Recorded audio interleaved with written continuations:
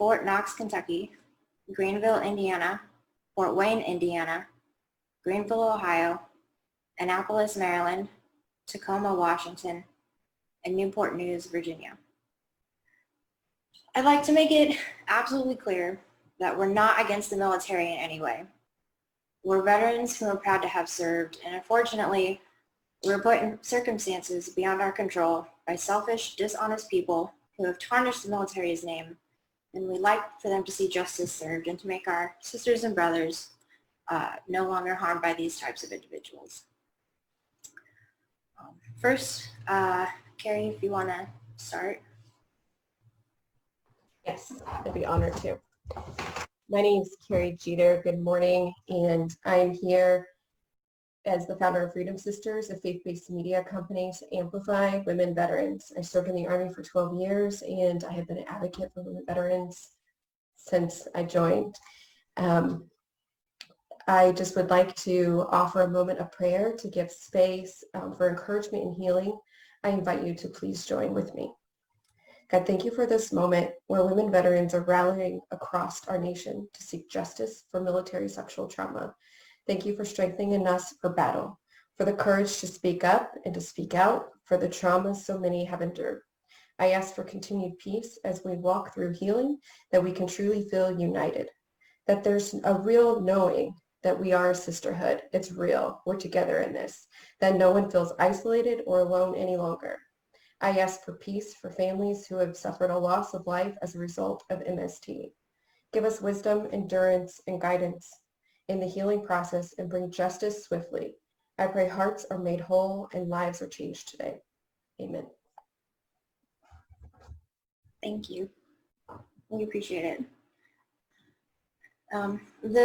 The Zoom rally right now, from my end, is being held in Tacoma, Washington, for the women of the Army Corps, World War II veterans who are also MST survivors and couldn't take part in outdoor rallies because of COVID, and anyone else who weren't able to make it to other rallies. Like I said before, I'm from Our Sisters Keeper Movement. We're a group of female veterans and civilians who've had enough of men in the military getting away with sexual harassment, sexual assault, and murder to cover up their crimes. We've all come together to put an end to this and to ensure the safety of our sisters and even brothers who are still serving. We're going to start with a moment of silence for our fallen: Iamvanessaguillen, Lavina Johnson, Carrie Goodwin, Maria Lauterbach, Nicole Burnham, Michelle Miller, Tina Priest, Kamisha Block, and Natasha Opashane.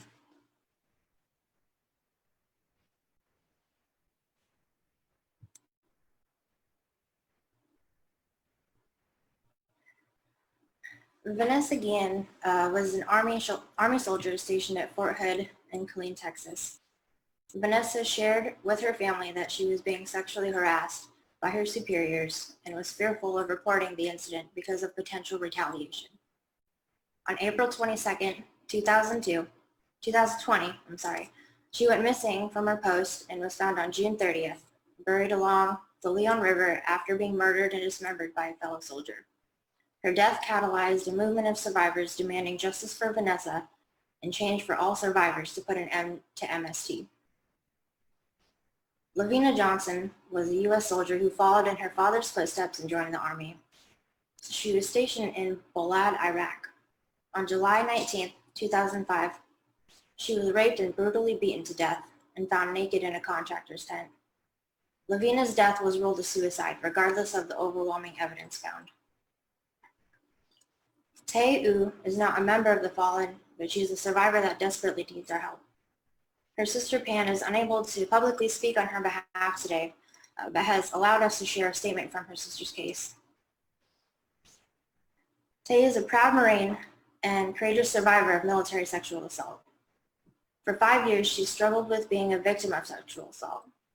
Our family is devastated that the Marine Corps has chosen to place Tae in a military prison instead of giving her the medical treatment she so desperately needs. We're asking the Marine Corps simply to do the right thing, to immediately release Tae from jail, stop the unjust prosecution against her, and provide her with adequate mental health services. What she needs and deserves is treatment and support from a loving community of family and friends. We hope that the Marine Corps will honor its promise to protect victims of military sexual assault like Tay by standing by her when it matters the most. Questions related to the case should be directed to Tay's civilian attorney, Mr. Gerald Healy, at jerry@mja.law. Kim, are you available? Okay. You can go for it because I'm just gonna do the military sexual trauma slide. Okay. Sorry, this is a presentation that I had already given, but what is military sexual trauma? I think a lot of people have a misconception about what that is.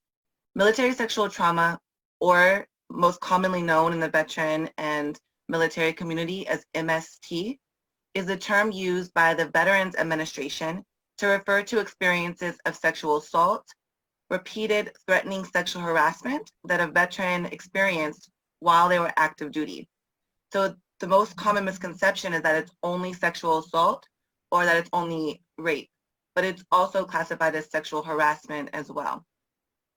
And this can construe of psychological trauma, which of course with a VA mental health professional can be resulted from a sexual assault or, like I said, complex issues of harassment in the military. Other experiences that fall into the category of MST include unwanted sexual touching, grabbing, threatening, offensive remarks, jokes about a person's body or sexual activities, and also threatening and unwelcome sexual advances. The identity or characteristics of the perpetrator, whether their service member was on or off duty at the time, and whether he or she was on or off base at the time, do not matter. So that's the other misconception about sexual trauma in the military, is that it doesn't matter whether or not you were on base or off base or on or off duty at the time. If you were serving in a time of active duty for training when you're in the reserves, or inactive duty while you're actively in training status, they would be considered military sexual trauma by the VA. And then you can go ahead and switch slides.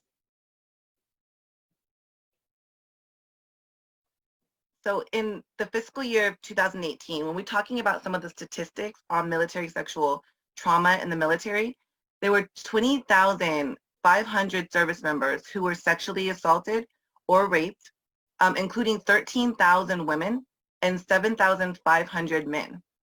So we see these are huge numbers. The rate of sexual assault and rape jumped to almost 40% from fiscal year 2016 to fiscal year 2018. And for women, the rate increased by over 50% to the highest level since 2006. So it is incredibly predominant in the military. That's why there's so many of us veterans and service members who are rallying together today and just across the nation.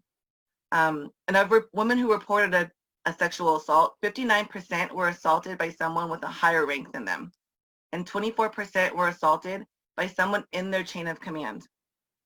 So when we have somebody in the chain of command who is assaulting women and men as well, because it happens to men as well, there is a fear of retaliation and a fear of reporting, and that's what's currently happening today.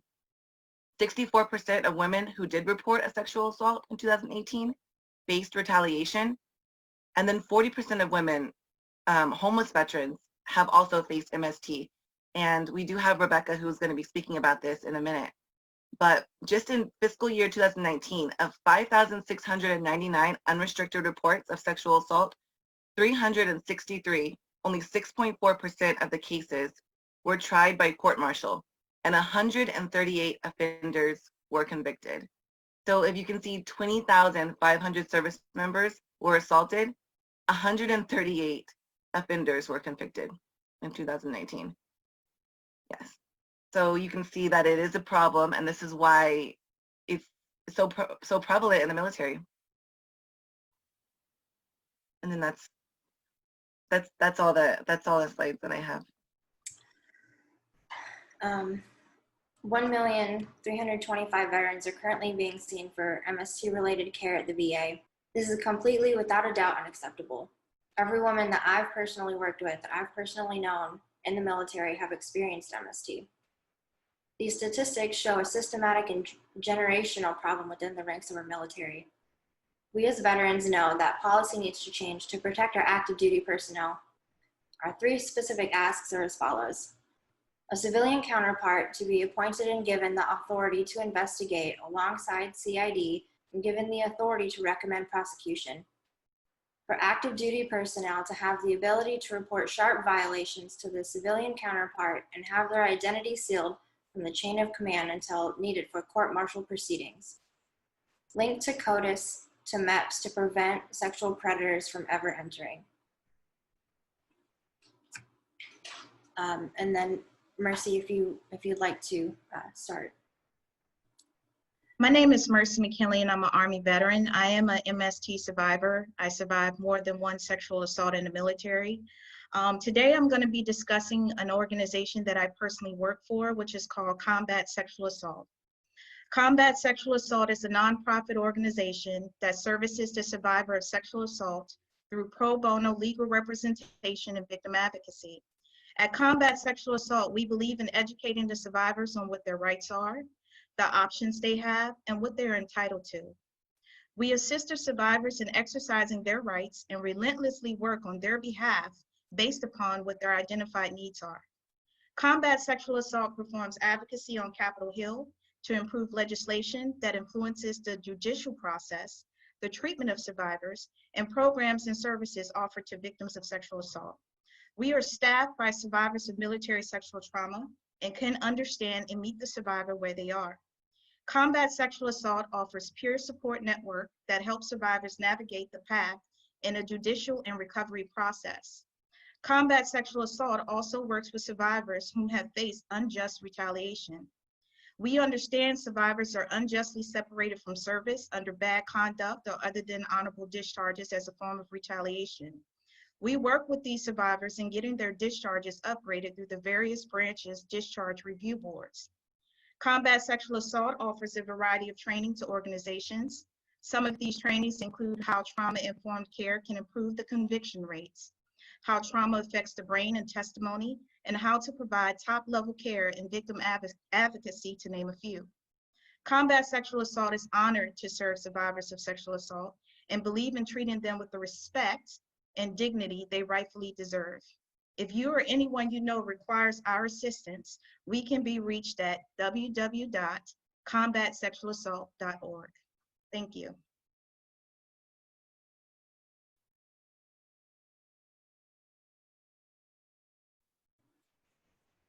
Thank you. Rebecca?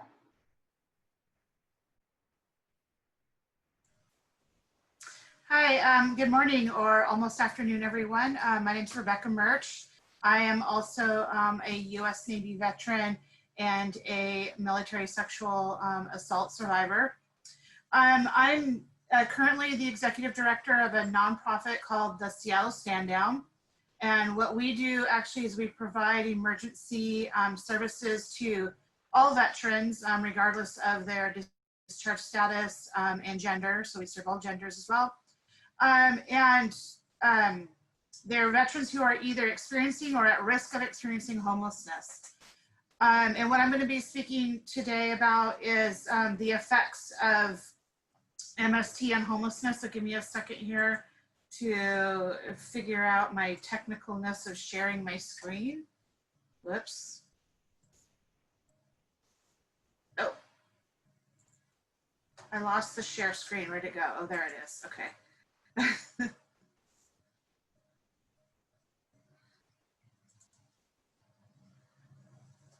Okay. Am I good? Can you guys see that? Yes? Okay, awesome. Okay. So women veterans, MST and homelessness. So the question is exposure to MST as indicated by a positive screen, which means that the veteran has indicated that they have on some level experienced MST. Is it a risk factor for post-separation homelessness, meaning that after their military service?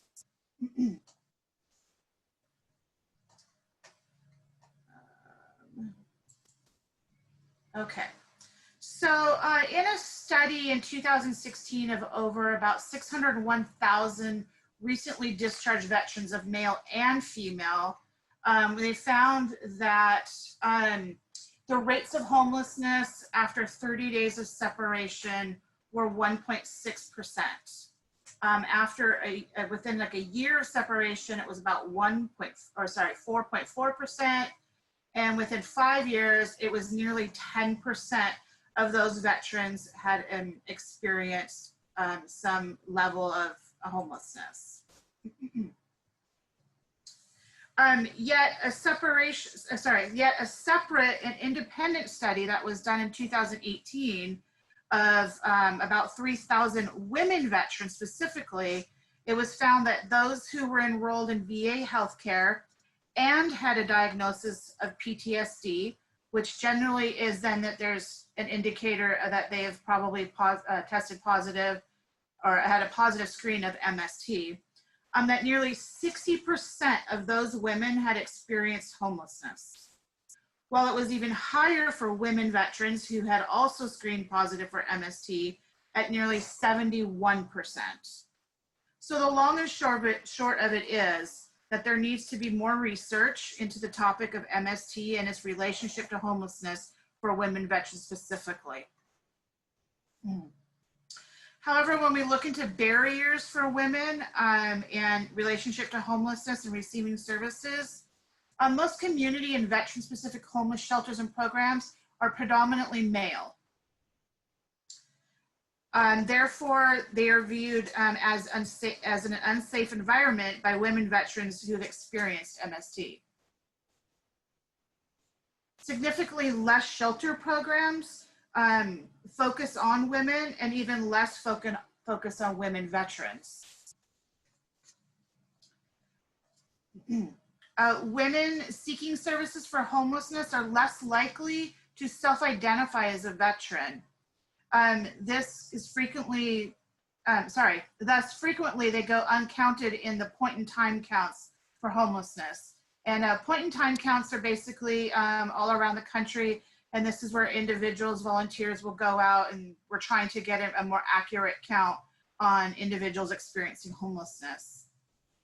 This also may be because the reason why that women are not identifying is that they also might not realize that they actually qualify to receive veteran services. They may not understand that they do have a veteran status because a lot of times women in particular who have experienced MST are kind of forced out of the military under less than honorable conditions and are not explained their full veterans benefits that they are entitled to. So they start to have this belief and misunderstanding that they're not a veteran.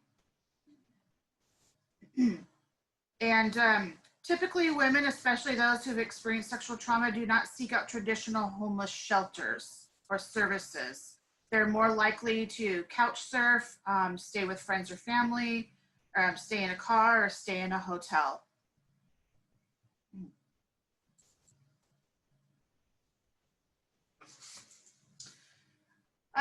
So just some facts too about women veterans and specifically in relationship to homelessness. Women are the fastest growing segment of the homeless veteran population. This could be in relationship to that women are increasing in their numbers, actually serving in the military, and we're also experiencing rates of MST at higher rates. Women make up about close to 10% of overall homelessness throughout the nationwide population for veterans. And that totals about 60,000 women on any given night across the country. Women veterans are about 3 to 4 times more likely than non-veteran women to experience homelessness. And women veterans experiencing homelessness are more likely than men who are experiencing homelessness to have young children in their care. So in conclusion, it would make sense to assume that experiencing MST during service can have a great effect on an individual after their service, especially women. This epidemic within our military ranks must stop. Thank you for your time.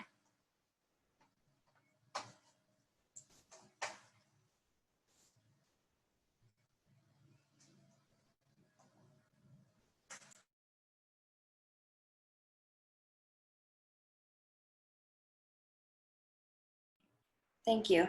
Let me see here.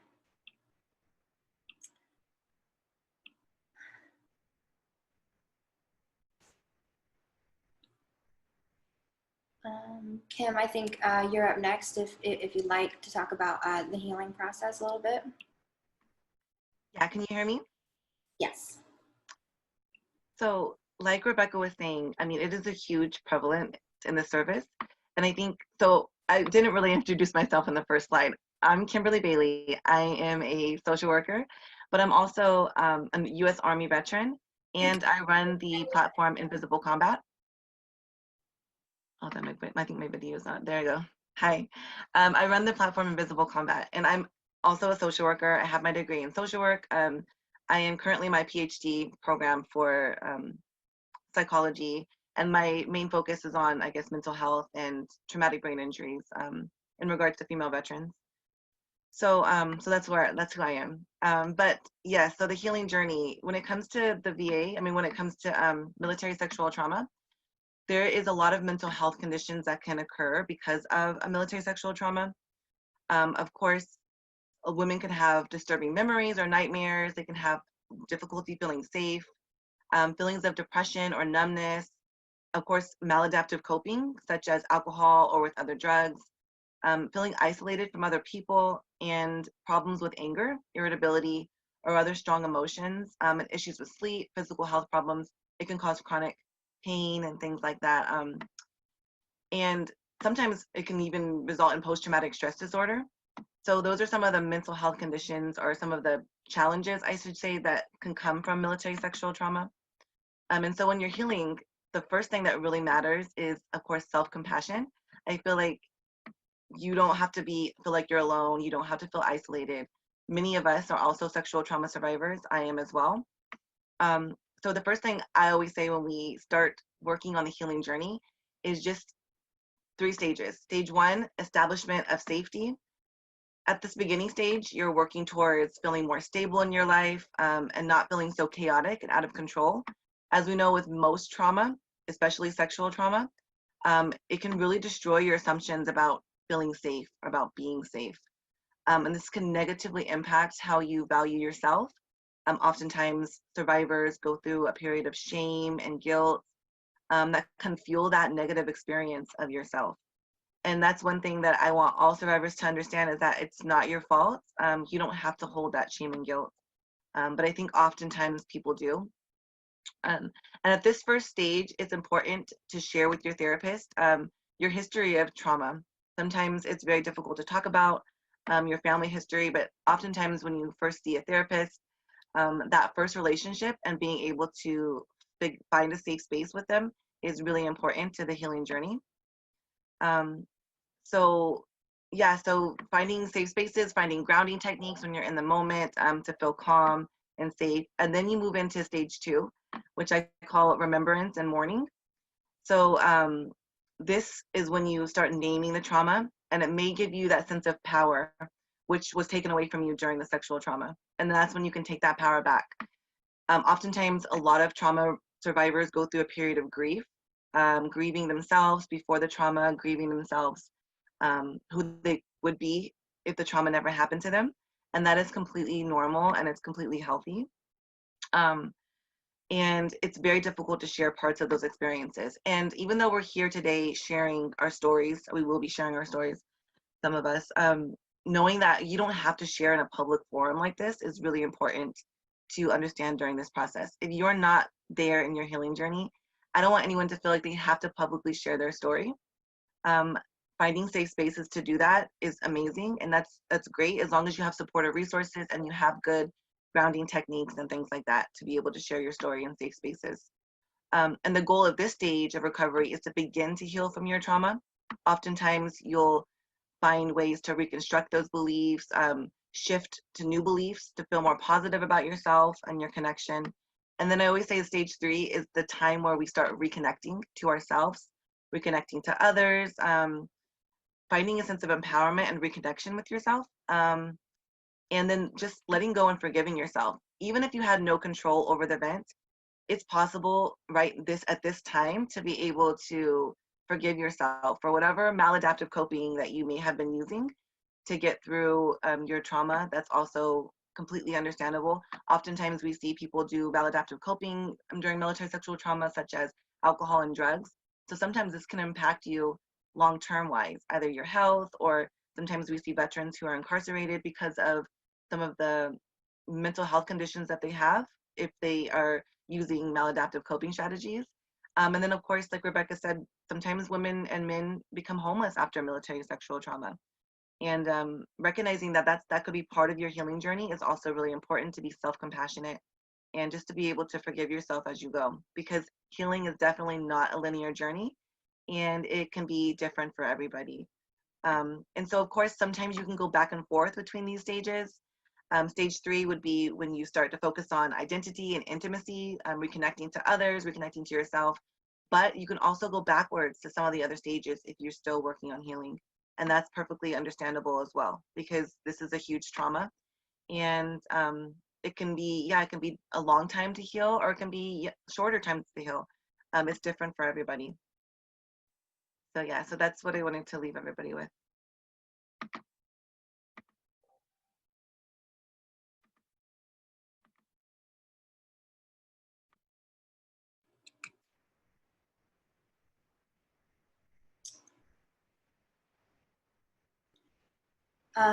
Carrie, if you wanted to expand on more of like a spiritual healing side of it. Absolutely. Thank you, Kim. And thank you, Shelby, again for the invite to be here today. It's really important that we share our stories and we come together in your united front. So I really appreciate the invitation. Like many organizations, I created Freedom Sisters out of a lack of need I was personally seeking. I suffer from PTSD, depression, trauma, and was doing everything medically possible to heal and gain peace and not feel alone.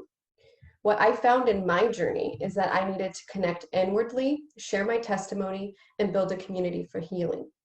I started the podcast, the Freedom Sisters podcast, to fill the gap on services to help women veterans heal by sharing their story or their testimony or their journey, whatever word is right for you, to not only release the strongholds, but also to encourage and inspire others to walk in her fullness too.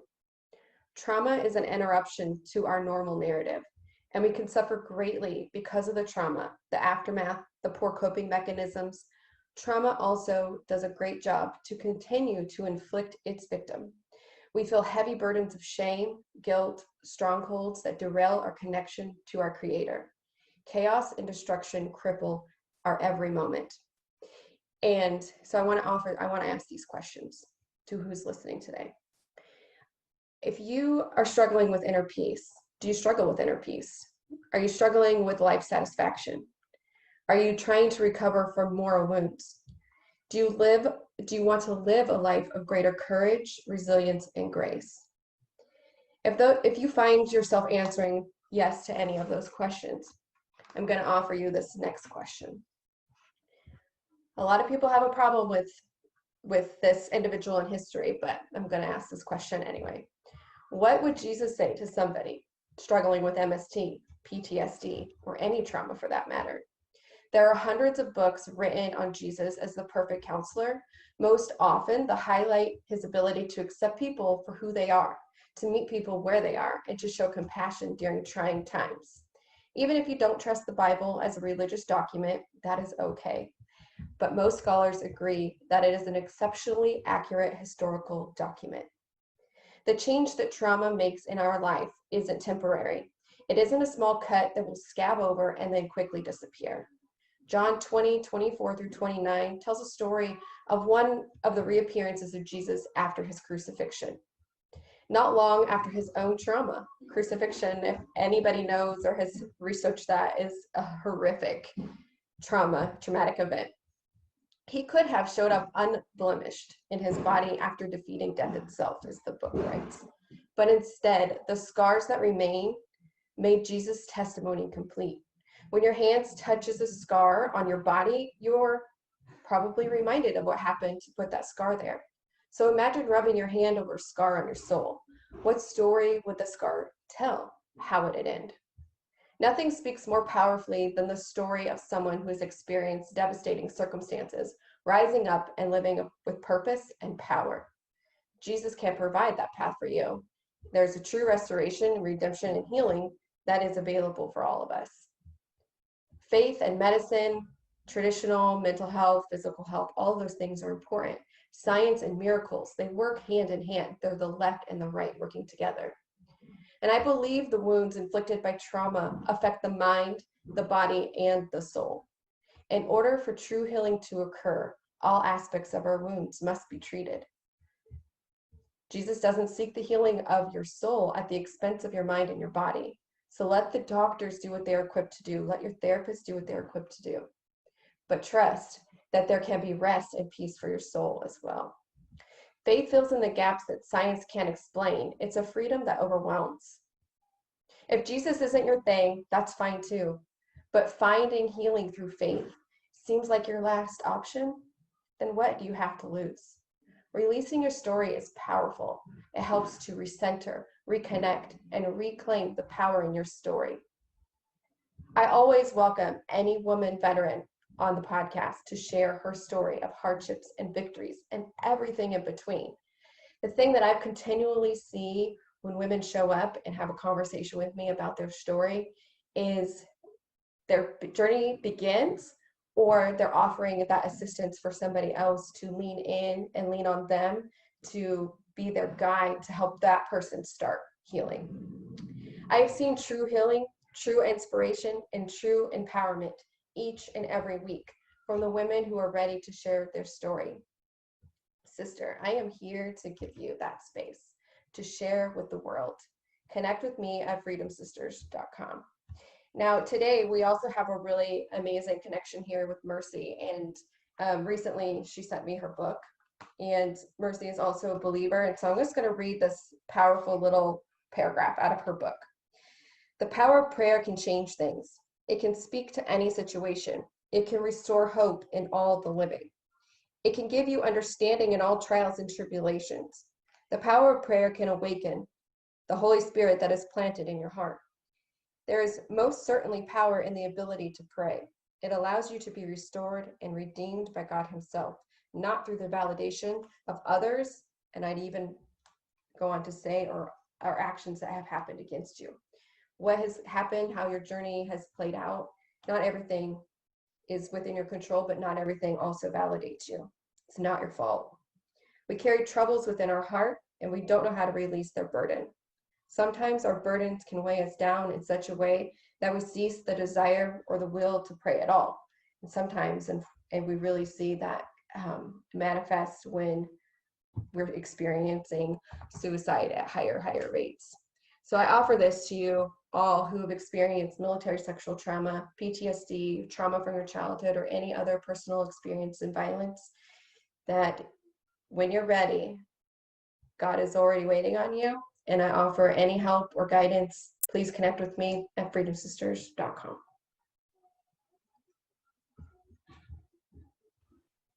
Thank you so much. That was great. So I know we were having some technical difficulties in the beginning, and I just kind of want to reiterate on some things. Is for anyone who missed it, I'd like to make it clear we're not against the military in any way. We're not protesting the military. We're all veterans here. We're proud to have served our country. But unfortunately, we were put in circumstances beyond our control by very selfish, very, very dishonest people who, in our opinions, tarnished the military's name. And we just want to see justice served and make sure that our brothers and sisters who are still in are no longer harmed by these types of individuals. If anyone also missed it, my name is Shelby. I'm an Air Force veteran, 8 years. I joined Our Sisters Keeper movement. This is a nationwide rally all across the country. We've actually gotten some responses from Australia, which was actually kind of cool. We were pretty excited about that. Let me see. So we have a couple people who would like to share their stories with us. Let's see. Okay. So I'd actually like to start off the stories. We're the female veterans of the United States Armed Forces. To our brothers in arms, we took an oath to protect this country from both foreign and domestic forces, but no one told us that we needed to protect ourselves from you too. You've lied to us, harassed us, beaten us, raped us, murdered us. How is it that the people we're supposed to trust the most, the men who are supposed to be considered family away from family, could do this to us? We trusted you, and you killed us. You killed our trust, our innocence, our hopes and dreams. We shouldn't have to delve into our nightmares in order to feel around our coworkers at our own place of work. I planned on a 20-year career in the Air Force. I was stationed at Barksdale Air Force Base as aircraft structural maintenance. I only stayed in 8 years. As soon as I got to my first and only base, within the first couple of months, I was touched by 3 men in my shop. My supervisor took me up to his guest room during a party and laid me down in his bed with him. I was told by a superior at work, when we were alone, that they wanted to fuck me. I was stalked, I was threatened, and I was shunned by men who were supposed to stand by my side when I reported what happened to me. I was lucky enough to get out with being raped. There are many women I know that weren't so lucky, and they still work alongside their rapists. A piece of paper and a slap on the wrist won't do anything to stop what's happening. It didn't help me. There are women that I love so much who are unnecessarily fighting for their careers, for their basic human rights.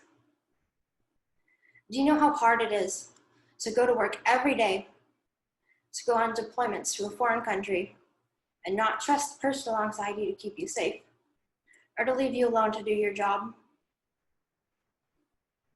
I wanted so hard to find good in these men, to try and figure out why they could do this to someone who they were supposed to be considered family, and I'm still trying. It's exhausting to have to look over your shoulder while you're working because you don't trust anyone.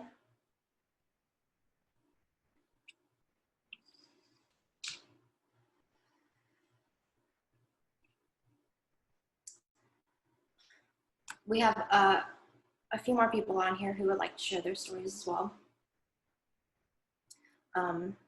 MJ, if you'd like to go.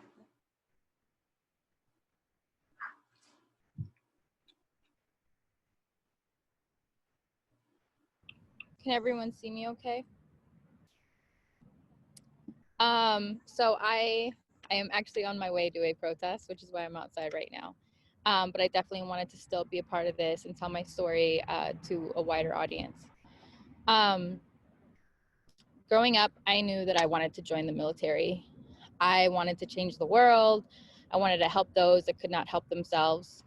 As I became an adult, I found myself working a dead-end job, making minimum wage, stuck in a cycle that I was raised in. My passion to join was reignited though, when I heard a recruiter talking about all of the benefits of joining, all of the money that I would make and all of the places that I would see. Most importantly though, I was enamored at the thought of the family and brotherhood that I would gain. I went through all of the necessary training with drive and excitement. I left behind my family and my son with the promise that I would be able to supply a better and a happier life for us. After basic training was complete, I arrived at my first duty station and I quickly realized how different the big army was. I was raped my first night on base. The rapist was an NCO, a non-commissioned officer. He was supposed to show me to my barracks room where he forced himself inside.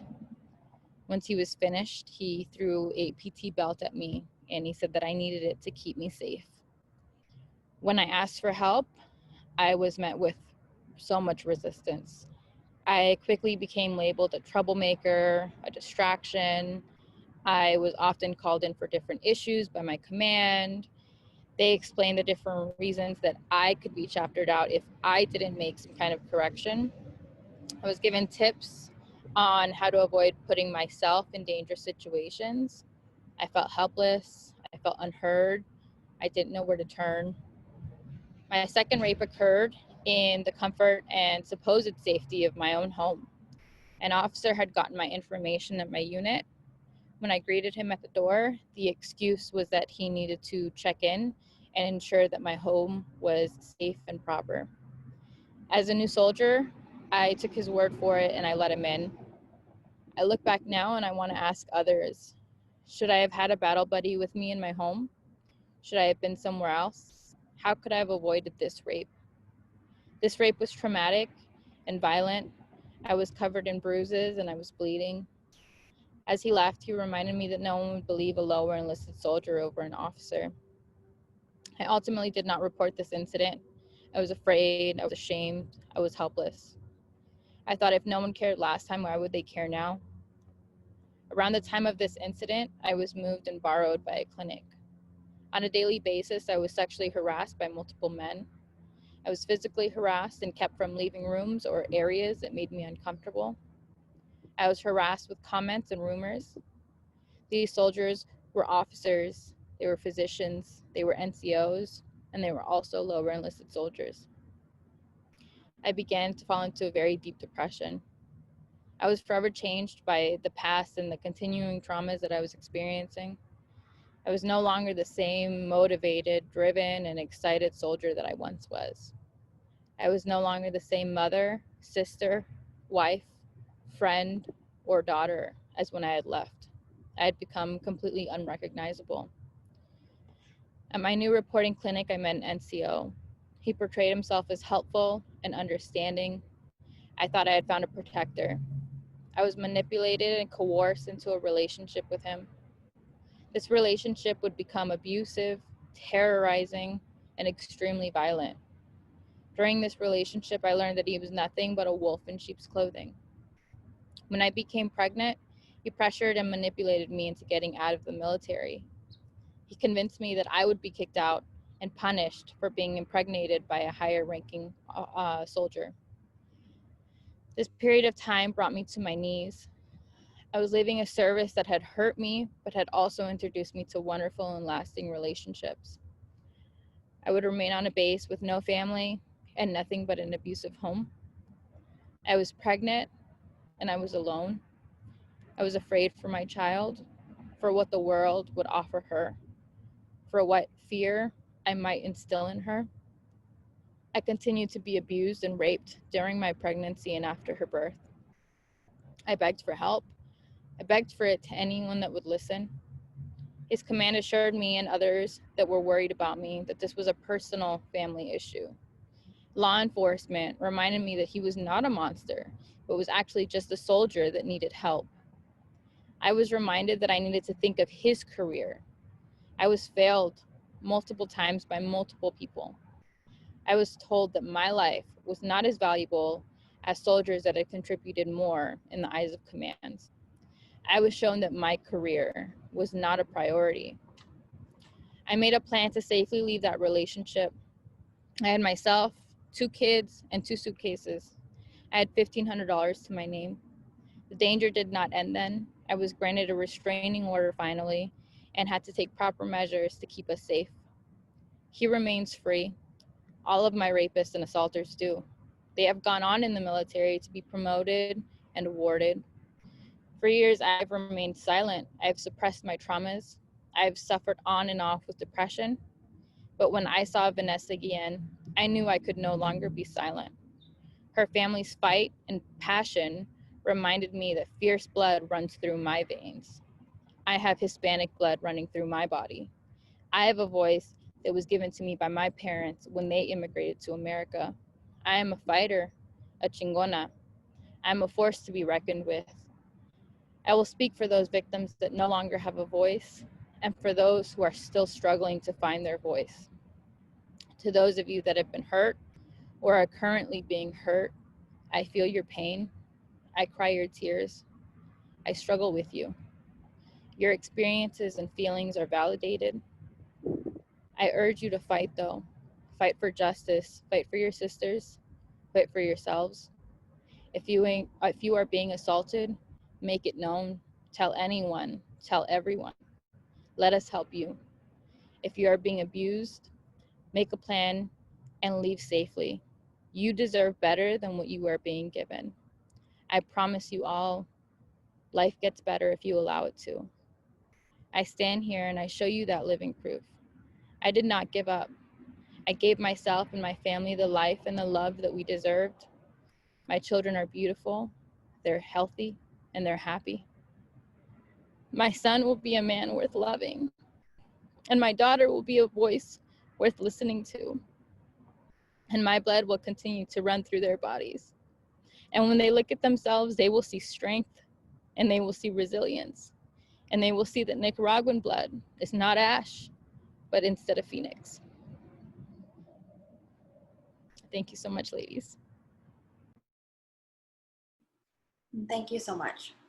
That was amazing. Thank you.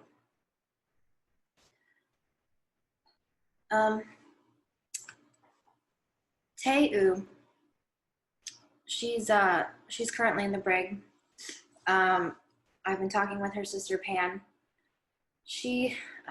Her attorney suggested for her not to speak publicly, but she is able to give statements.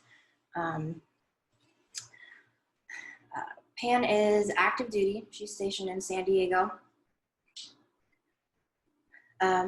She's a survivor of sexual assault, went through a similar situation as her sister. However, she had one person in her chain of command that didn't let her end up like her sister. She's advocating for Tae, and she supports others in this movement. She's sincerely grateful for all of her sisters and brothers in arms, active duty, veterans, and those that support our overall well-being and due process to be able to overcome our trauma. God is with us, and this is exactly where we are supposed to be. Vanessa is an angel. She gave us all the passion we feel in our hearts. We will honor our sisters, brothers, and we will continue to ask for justice.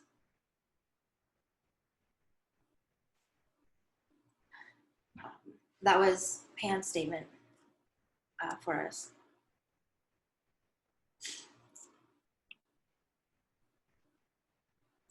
Next,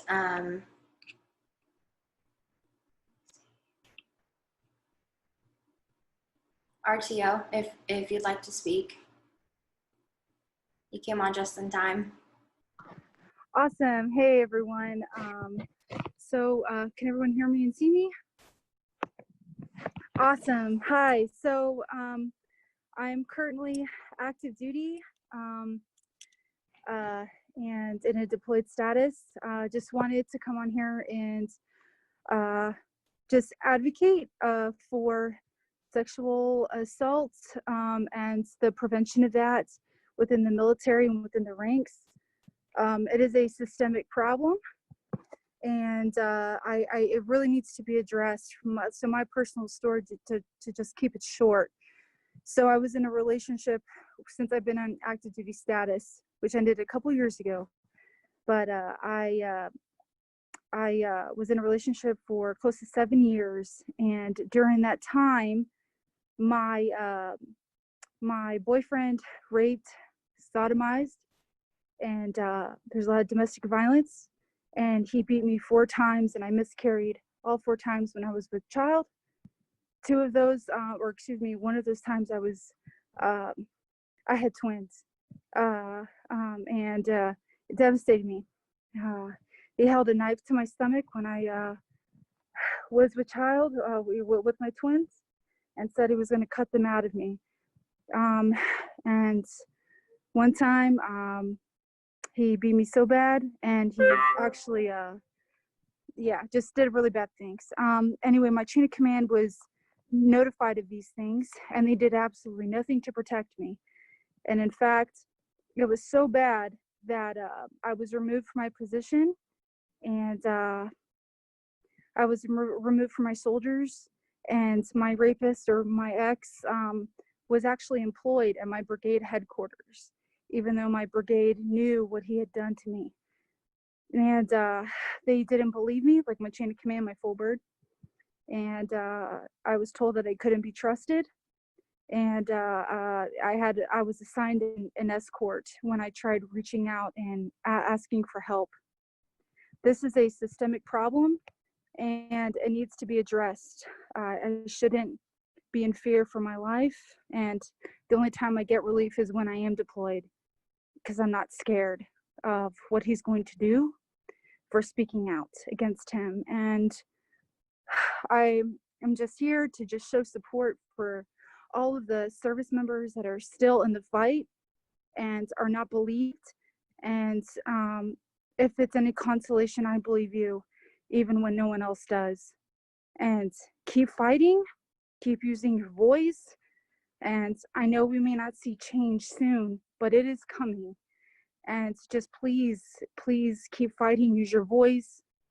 Your reputation with the chain of command and your other service members to your left and right, may, ruin your reputation and say horrible things about you for speaking out, but you need to, because there are men and women that, really need to feel like they're not alone.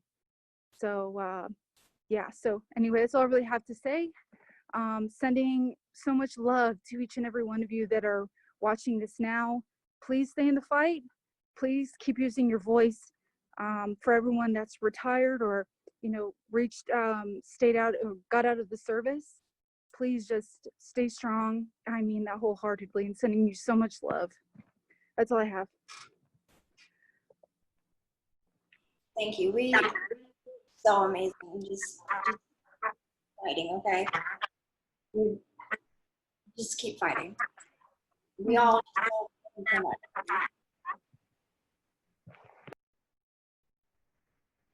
Thank you.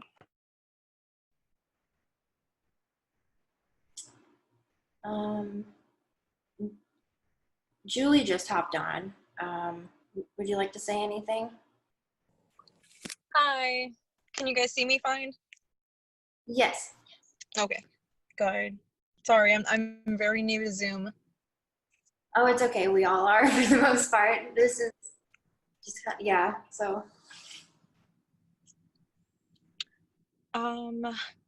So do you guys want me to share my story now? Yeah, sure. If you'd like. Okay. I guess something I would like to say is I wish I could have been like one of those, like I was a Marine, so I wish I could be like another service member that could have had a different experience. Because I know a lot of women have said, well, nothing like that has ever happened to me, and I never witnessed anything, and I'm kind of jealous. I'm like, why? Like, well, I wish that could be me. Like, I know it's not fair to say like, oh, like why me? But I feel like all I saw, my experience was only bad, and what I witnessed other people go through was only bad. In regards to sexual assault and sexual harassment. I was in a unit that was pretty heavy on sexual harassment and sexual assault. I was on a base where I remember my first month there, they told us, okay, if you're ever gonna go down this street, please do not go alone. Please be with I don't know, a group of 5 or more. Even men weren't safe there. I remember one of my buddies saying that in his barracks, men would purposely look to see where the women were, whose rooms they were in, you know? So at night, when everybody was supposed to be asleep, they would try to open the doors, and apparently there was like a series of assaults going on. I want to say my first experience with sexual assault or sexual harassment was, let's say, in the schoolhouse. So I was 18 years old, and nothing like that had ever happened to me before.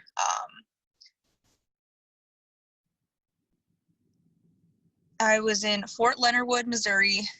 I remember my tech school. I remember going to, what is it called? Like, where they volunteer you to do different tasks. Anyways, I remember there was a corporal there who would hit on all the women that would enter there. And I had cut all my hair off before I joined the Marine Corps, so I looked like a little boy. My nickname was Little Boy. So I always thought I had nothing to worry about when it came to men. I was never going to be a target. Nobody was ever going to find me attractive, and I was okay with that. But as soon as he saw me, he wouldn't stop talking to me, harassing me.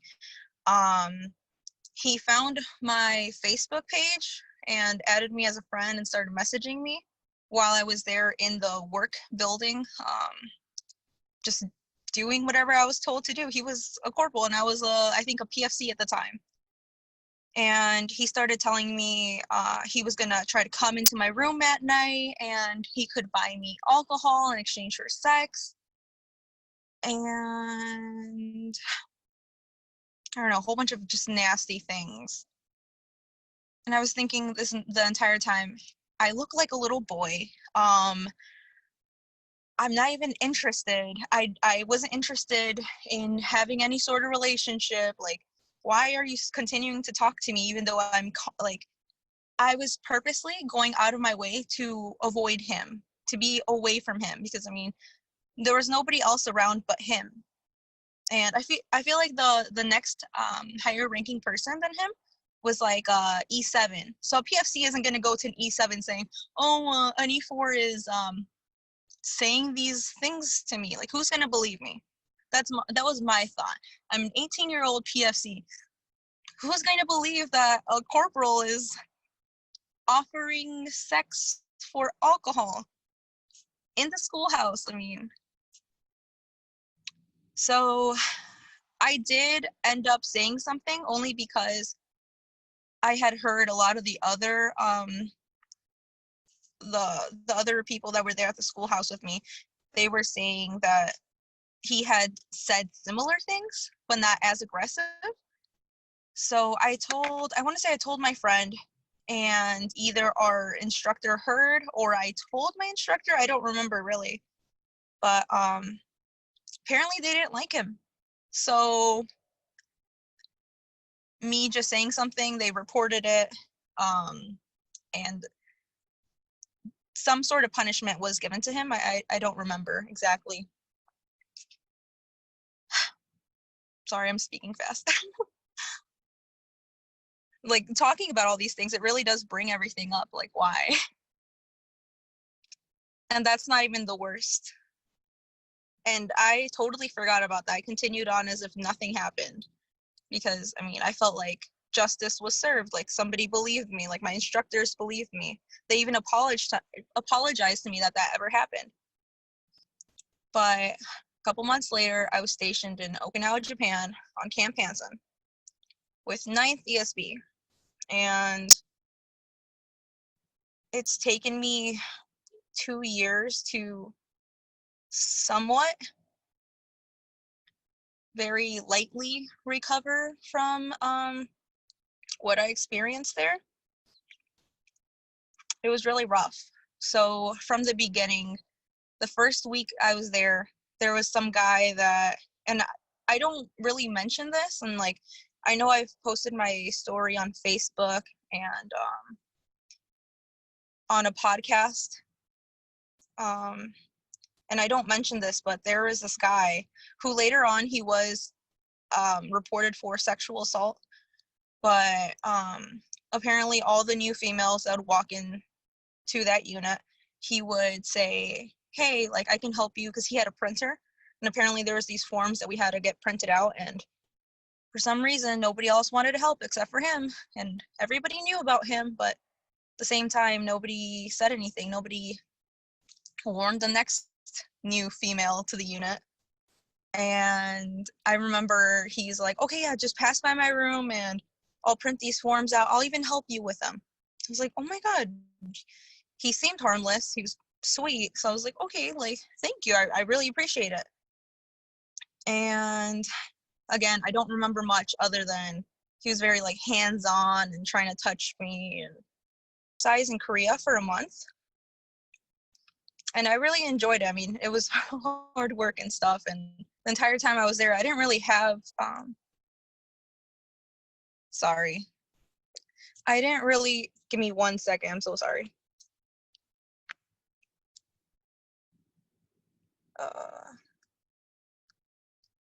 Sorry, I lost it.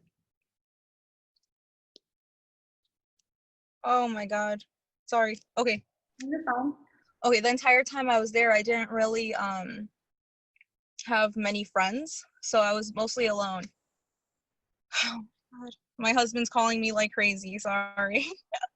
I didn't really have many friends, so there was this corpsman that was really nice to me there.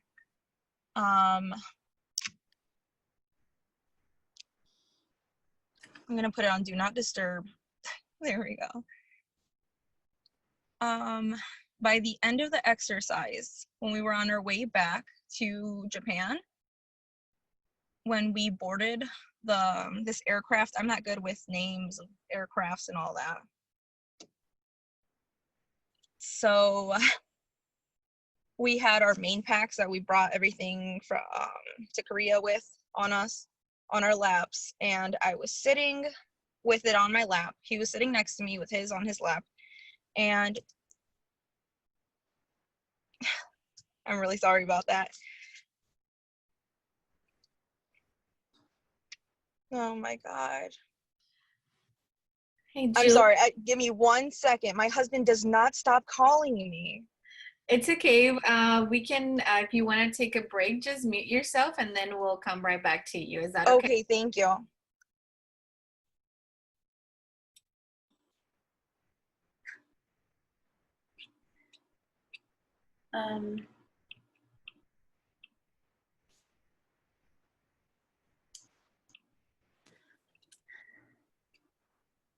The only other story, does anyone else have anything that they want to share?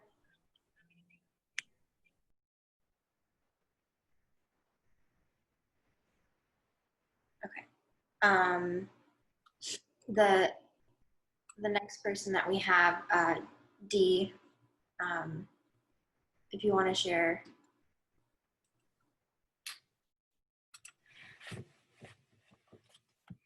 Hi, everyone. So I'm Dee, but I don't want to take up too much of Julie's time. I do want to make sure we come back to her when she's ready. So at this time, I'm just going to just introduce myself. I'm Denitza James. I go by Dee. At the end of this seminar, I will take some time to speak in Spanish and just kind of recap and tell a little bit of my story at the end in Spanish for any of you who don't speak any English, but who also want to be part of this. I was in the Army from 2001 to 2006, and I also had my share of incidents with sexual harassment and sexual assault, just like all of you women have shared today so bravely. And, you know, I just want to echo what everyone else has said. You don't have to share your story publicly. You can do it in a safe forum. You can decide how much you want to tell, but I do want to make sure that we all know that this is not for validation. This is, we no longer seek validation of what happened to us.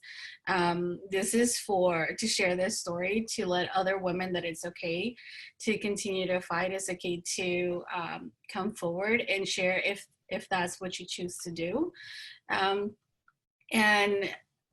this is a forum where you're not alone anymore, but it's not for validation. And that's something that I feel that I have seen on some of the Facebook's posts, that people may feel like they need to share their story and compare it to others, perhaps in seeking that validation that we never received while it happened. While we were trying to report it and trying to get the chain of command to believe what had happened. This is not that. This is just sharing your story in unity with the rest of the service members who have been victims of sexual assault. Is Julie back? Is she ready? I'm not sure. Hi, yes, I am. I'm sorry. Okay, My husband is very excessive in his calling, even though he's at work. I do have to share my story, like the rest of my story, really quickly. So I never reported that man who touched me in front of all my coworkers and everybody. And I really regret that. I really do. But my point about that was, one point that I want to make about that experience was that I felt like nobody was going to believe me because everybody was around me, but nobody could see it happening. So I felt like nobody was going to believe me if I said that happened. The next bad experience I had is that I witnessed my roommate in our own room be sexually assaulted. This man was on top of her, touching her. Mind you, she was laying down on her bed comfortably because, it's our room. And a coworker who we both didn't realize was drunk at the time, he just went for it, wanted to take what he wanted, and didn't care that she was married, didn't care that I was in the room, and that happened. Fast forward about a year later, I believe, and I myself was sexually assaulted. And just recently, I found out that he is still in the Marine Corps, even though I was told that he was going to be kicked out of the Marine Corps. For a long time after I got out, my family didn't know up until I made a post on Facebook. My friends didn't know until I made the post on Facebook. And I finally had the courage to speak about it because of Vanessa, because I felt alone and I felt like I was in trouble. I felt like I was the bad person. And I was made to feel like a huge inconvenience. So I just put that all in a bubble, packed it away.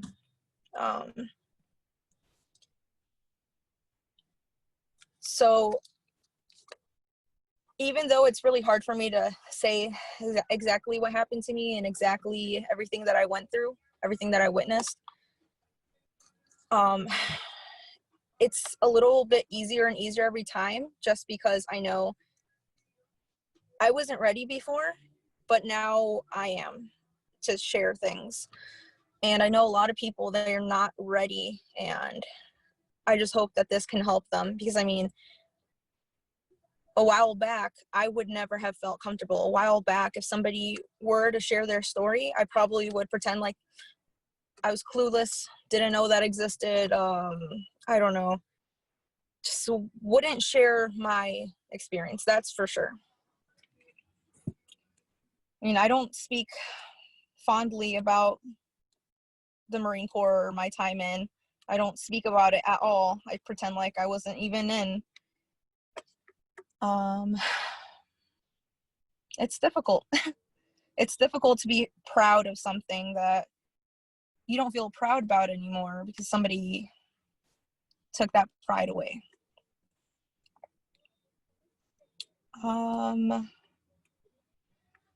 I think that's it. Thank you so much. You really voiced, I'm sure, what a lot of people are thinking too. Yeah.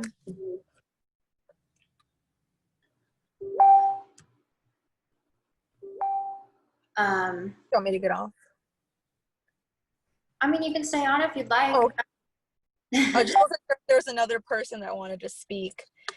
Yes. I think Mercy would like to say something next. Okay. Thank you all for listening and being there and holding this online one, because I mean, I know I couldn't be at a physical one, so thank you so much. Yeah, of course. Thank you. Thank you. Bye.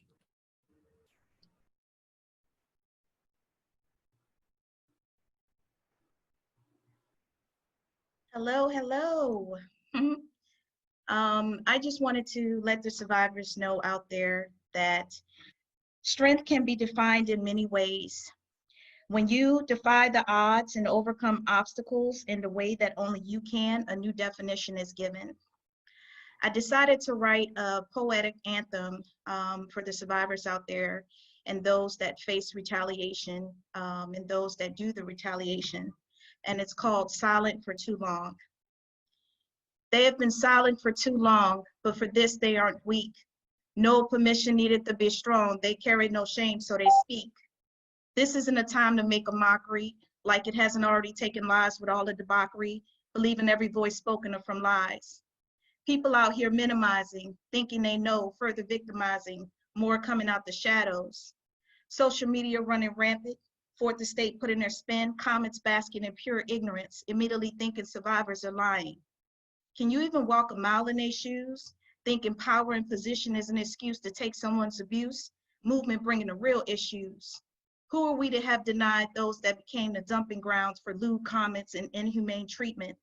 Having to suffer in silence with scars and wounds, facing deaf ears and blind eyes to constant pleas and cries, having choices to face being blamed and scrutinized, being denied as though they got around, back into corners in their survival compromise. Continue to give ears to the voices rising, taking action and demanding responsibility, committed to the movement not being short-lasting, unified and making sure of accountability, making it clear there is no invincibility.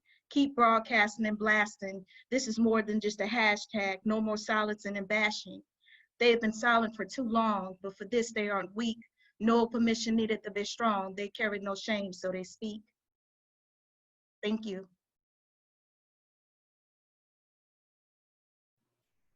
Thank you. Rebecca? Yes, hi. Oh, should I put my video on too? Start video. Awesome, hi. Yeah, I just wanted to thank everybody who has shared their stories.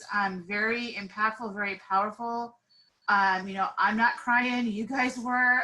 Gosh, I'm just, but you know, that's a lot to take in. And so I just want to kind of do a quick check-in and let people know that there's resources out there to get help. And I wanted to clear up a misconception that it took me as a veteran advocate for many, many years to even learn myself. And that is that as what I like to refer to as an MST experienced veteran, but you know, also a survivor, is that there's a misconception that you have to have a service-connected disability rating approved before you can get services at the VA related to military sexual trauma. Not true. Laws have actually been passed that any veteran who, as long as you know you prove that you're a veteran, walks into the VA and says, I would like to receive services related to MST. Caveat, that's hard, that may not always happen, the system's not perfect, But my point is that you do not have to have a service-connected disability rating to receive any services, whether that's counseling, mental health, whether that be if you have physical issues from your assaults or anything like that. You do not have to have it. You basically, if you're brave and strong enough to go to enrollment at a VA hospital, tell them and they should get that process started. The easiest way, though, I think for most survivors, and just the easiest way, right, is to go to va.gov, look up, and we will post these, I think somewhere we have a list, we'll post these things later, but look up the MST coordinator for the VA facility closest to you. That really will take a lot of trouble, right? I can just share briefly my experience. I was discharged from the military in 1990, long time ago. I'm the old one here in the group, I think. But and I didn't start receiving, active services until like 2008. Okay. However, between 1990 and 2008, I had gone in 2 times to the VA up to enrollment and tried to get services related to issues I was having because of MST. And 2 times I was denied. Okay.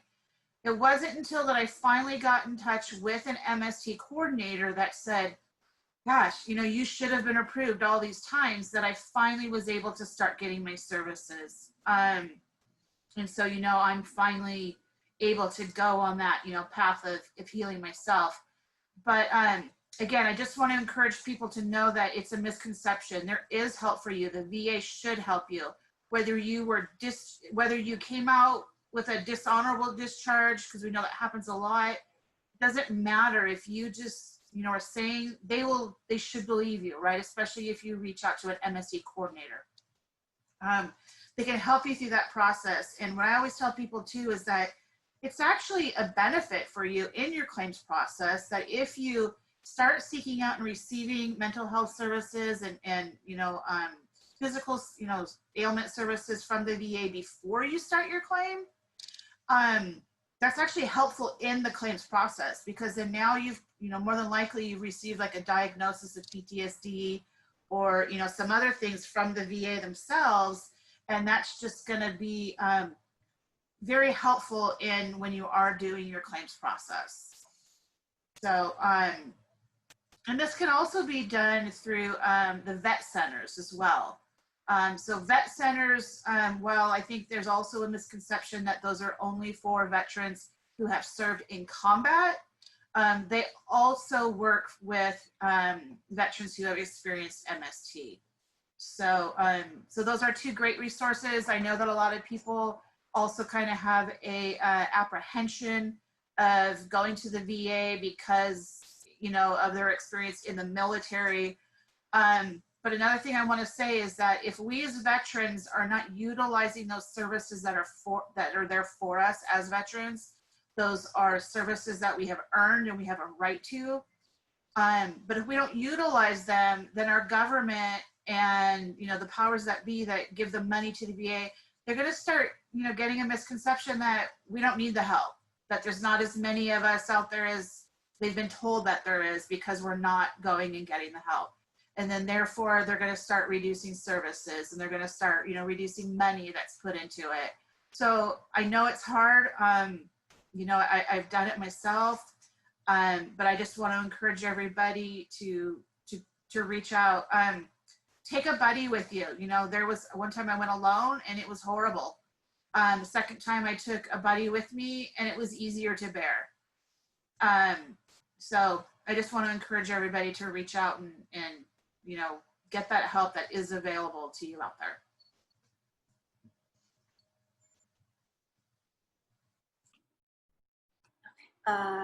Kim, you wanted to share something? Yeah, hello, sorry. I'll put my video back on. Can you see me? Yes. Okay.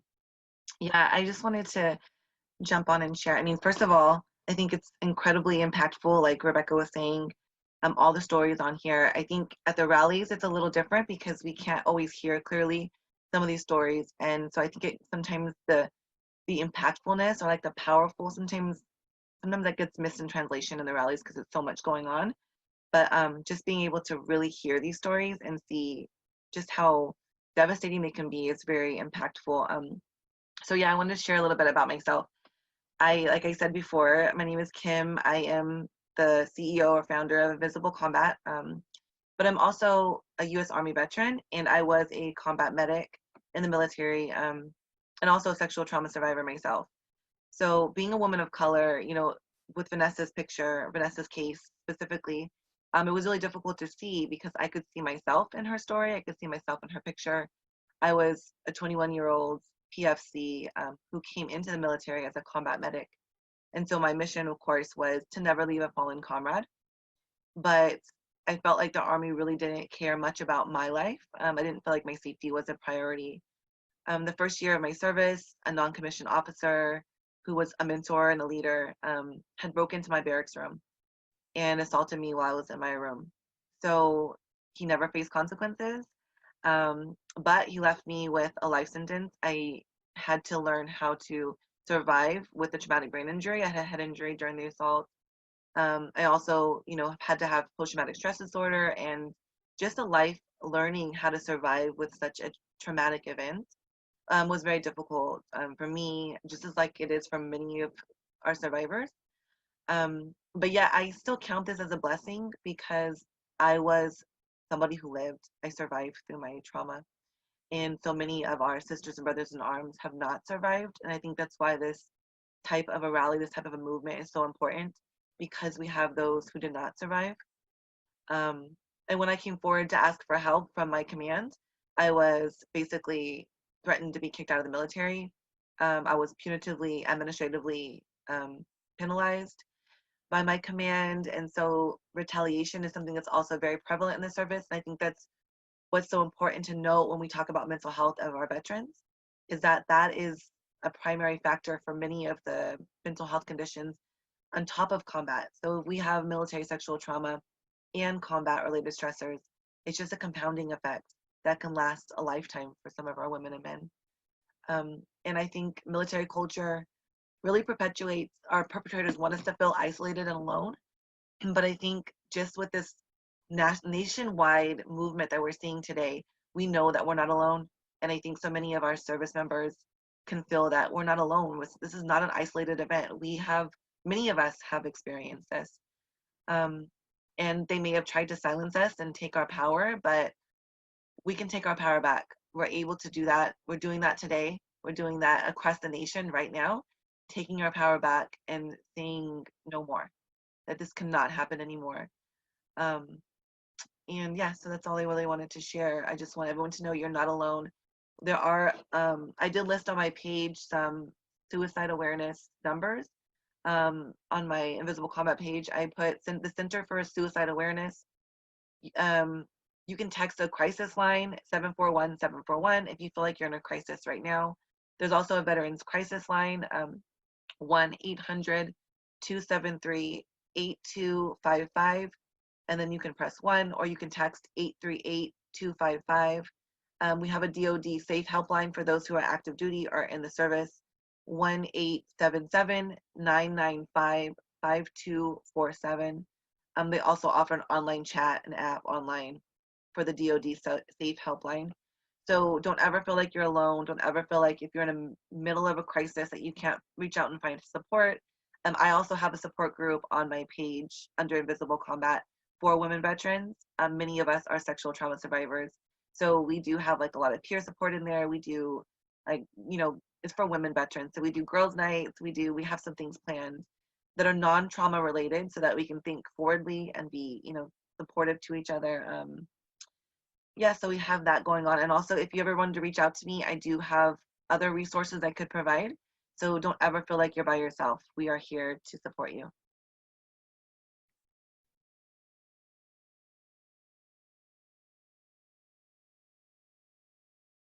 Okay, so for anyone who's coming on a little late or finding that these stories are not what you originally thought about the military. Obviously, this has to stop. The way that active duty personnel are being treated is just absolutely unacceptable. So we're asking for a civilian counterpart to be appointed and given the authority to investigate along CID, and given the authority to recommend prosecution. We're asking that active duty personnel to have the ability to report sharp violations to the civilian counterpart and have their identity sealed from the chain of command until needed for court-martial proceedings, and link CODIS to MEPS to prevent sexual predators from ever entering.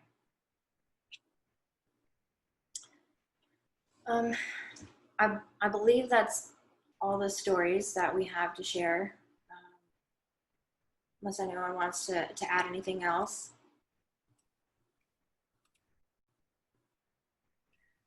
Hi, Shelby. So I just want to jump in quickly and just say a few words in Spanish, and then just share a little bit in Spanish for anyone who's listening or watching or who may watch later. But after that, I do want to let our viewers know that we're going to have an open forum discussion with all of the panelists. So if you want to hang around for that and ask questions on the Facebook live feed, you can do that. We'll be monitoring that and try to address them the best we can. So, buenos días a toda la gente que nos está escuchando ahorita. Mi nombre es Danitza James y yo estuve en el Army del 2001 al 2006. El único lugar donde yo estaba en el Army fue en Alemania. Yo hice hice deploy a Irak 2 veces. Y una de esas veces fue cuando yo sufrí de acoso sexual en mi unidad. Fue muy difícil para mí dejar a mi familia y meterme al Army, porque eso no es de que nosotros, en mi familia yo fui la única que entré al servicio. Mi mamá, como la mamá Guillen, claro que ella no quería que me metiera, pero yo decidí meterme y toda mi familia me ayudó y claro que fue muy, muy pesado venir desde Arizona y desde México, porque yo nací en Sonora, México, y me fui a los Estados Unidos en el 96. Tenía 16 años, hice la high school y 1 año del colegio y después decidí de meterme al Army. Y no nada más meterme al Army, pero me mandaron hasta Alemania, bien lejos de mi familia.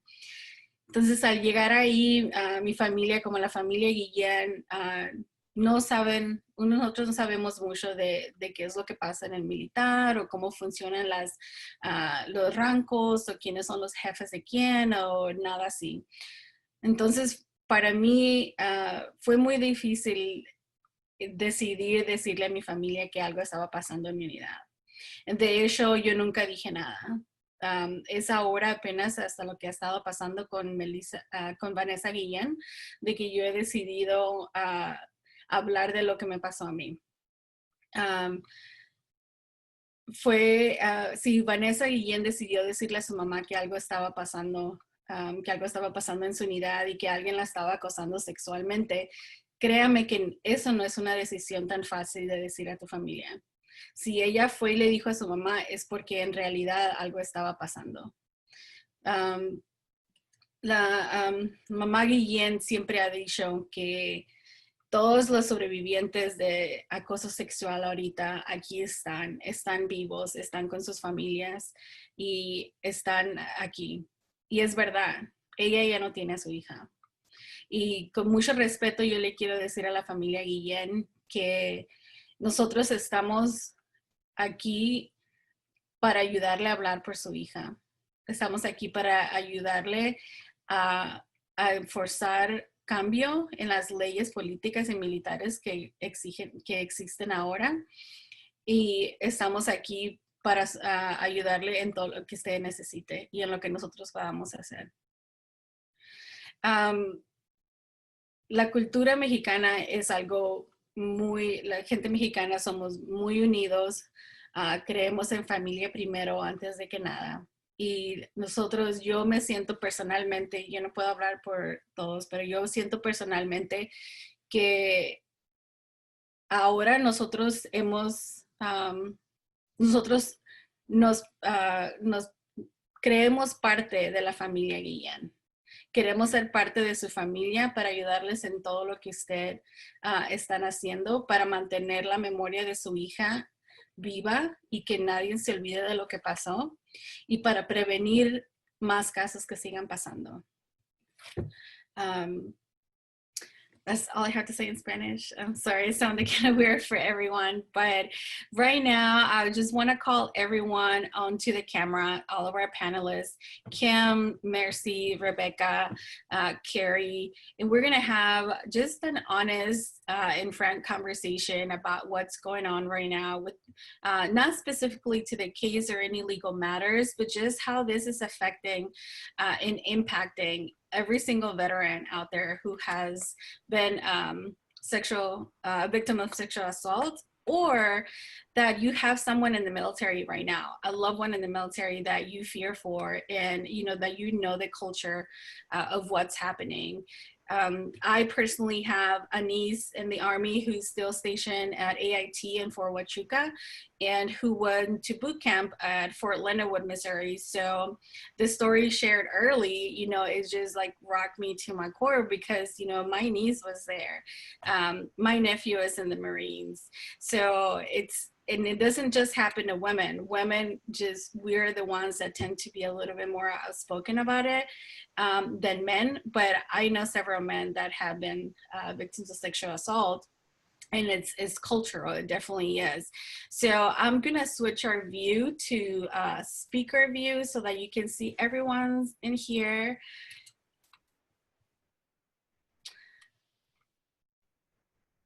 And then whoever wants to get started, go ahead.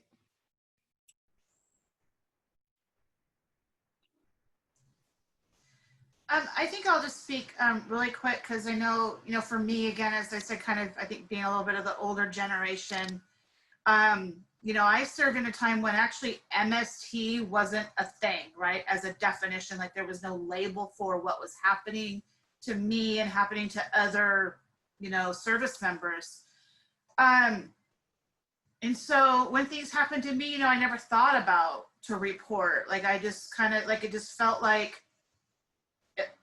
I hate it when people say that it's an occupational hazard, right?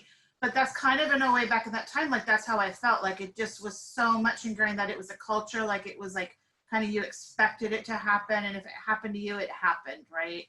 And you just sucked it up and moved on. And then especially that was more ingrained in me too when the first time that I was assaulted, it was actually, I guess came upon by base security, and base security, they stopped it from going any further. But was I treated as a victim and protected? No, I wasn't. I sat there and I watched the individual who was assaulting me get to leave security before me and nothing happened to him, right? And then I was sat there still for hours afterwards, and I was, lectured on what I should have been doing, what I shouldn't have been doing, like victim blamed, right?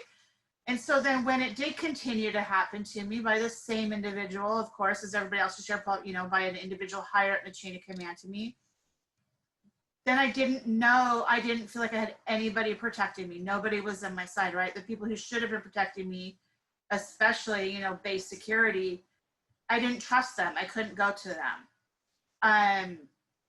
And then it wasn't until, again, years after that I was even discharged. I was kind of, again, I got out a little bit earlier than I was supposed to, but that's because I was encouraged to seek a discharge because of my issues, and I was encouraged to seek it by, my higher up in my chain of command.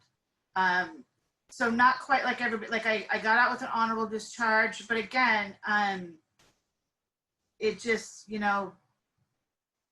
it was just the culture and I was the problem. And right. So I just want to, my point in this is I want to encourage those veterans of the older generation of the military to just, know that we believe you. You may not have reported, and that doesn't matter. None of mine was documented, nothing was reported, but yet when I was able to tell my story to the VA, they believed me.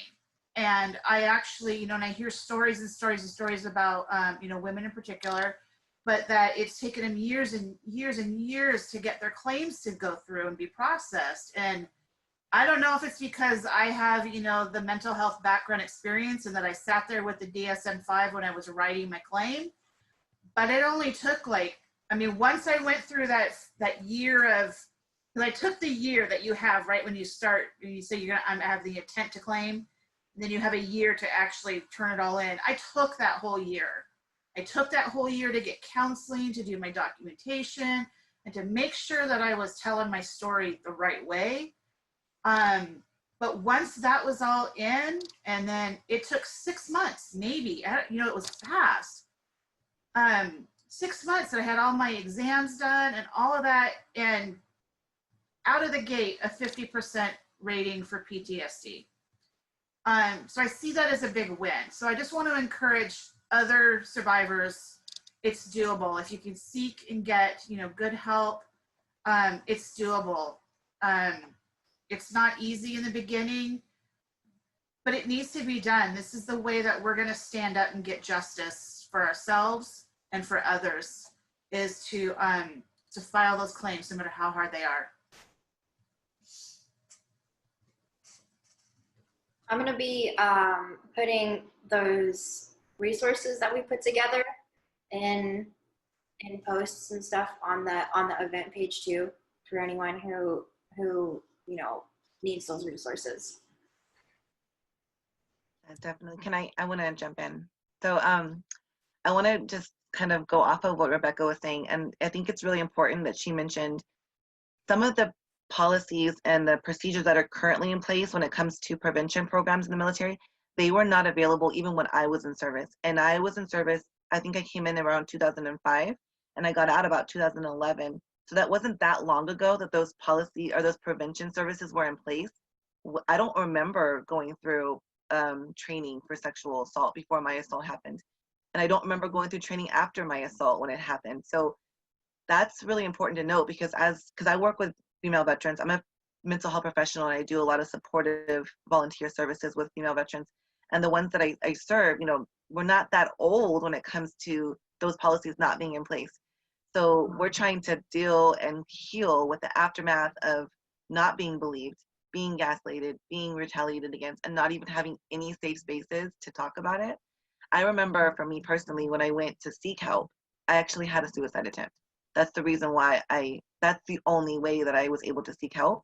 And even when I went to be treated for that afterwards, I was in the hospital for like 2 months.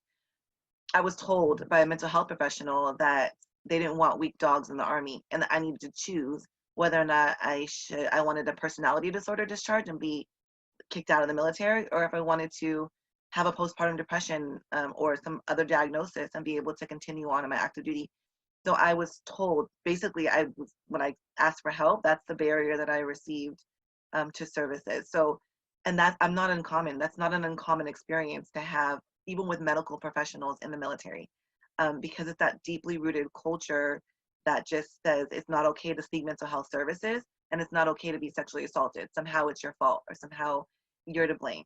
And, now that I have a professional background in mental health, I understand like what it was that I was actually going through. But at that time, I never had the psychoeducation to really be able to vocalize or to be able to have those language skills to advocate for myself or to be able to understand what was going on. And that's not okay, because when we're working with veterans now, that's the reason why so many are homeless. That's the reason why we have so many veteran suicides. And I think a lot of people who are not military affiliated don't realize like the extent of that trauma and how deeply impacting that can be. When we know with regular sexual assault survivors outside of the military, that first reaction of validation, or of somebody, you going to somebody to get help and they immediately react with, I don't believe you, or with lack of support, that's going to impact every healing journey from there forward. So if you don't have an empathetic reaction and you're already basically told, you know, we don't believe you, then it's going to impact your mental health going forward forever. It's very difficult to heal from it. It took me 10 years to really come to the space that I'm at now. I started my healing journey in 2014. That's when I got my VA benefits. That's when I actually started seeking services, because that's the other thing. I had a lack of trust in military-related systems. So I didn't go to the VA after I left service because I didn't trust the VA. I didn't know that I could trust the VA. I didn't feel like the military was a safe space for me. I didn't feel like the VA was a safe space for me. So it took me a long time to actually access services. And that's the other part of it too, is that if you don't have already a safe space, if you don't feel like you're in a safe space, you're not going to access the services that are available for you. And like Rebecca was saying, those services are there. They're there to help us as veterans. But we have to be able to feel safe to go there. And sometimes it's good to find peer support in the process of going through VA claims or going through therapy. Peer support for me has been really impactful and really helpful. That's why I have that peer support program or group that I have on Facebook, because surrounding yourself with supportive people that have actually been through it or understand what it feels like is really powerful, and makes you feel less alone. So just know we're out here. We care about you. We have been through this. Like, this is not a trend. This is not a hashtag. This is real life for a lot of us. And like I said, I had a TBI. Like, I had to learn how to speak again. I had stuttering problems. This is very impactful. And this case is very triggering for a lot of us, even mental health professionals. I'm even triggered, and I can say that. And for me to be able to say that, I hope that people that don't have those educational backgrounds can also be like, you know, it's okay for me to say I'm being triggered too. And find safe spaces to talk about your mental health concerns or your issues, because that's very normal. It is normal to have a response to trauma. Nothing's wrong with you, even if it's a maladaptive response, even if you're negatively coping with alcohol and drugs, that's okay, that's understandable. But we just need to move forward from here and figure out how to heal from all of this. And I think getting justice and these laws and policies changing is a form of justice for so many of us, because we didn't get the justice while we were in service. Like, my attacker went free. He was able to move to another base and live a good life while I had to suffer the rest of my life. And I think for so many of us, that lack of justice is very difficult. And so that's why so many of us are fighting so hard to get justice in this case, because it feels like justice for Vanessa, justice for Tay, justice for all of these others that didn't survive is justice for all of us. Yeah, so that's all I wanted to say.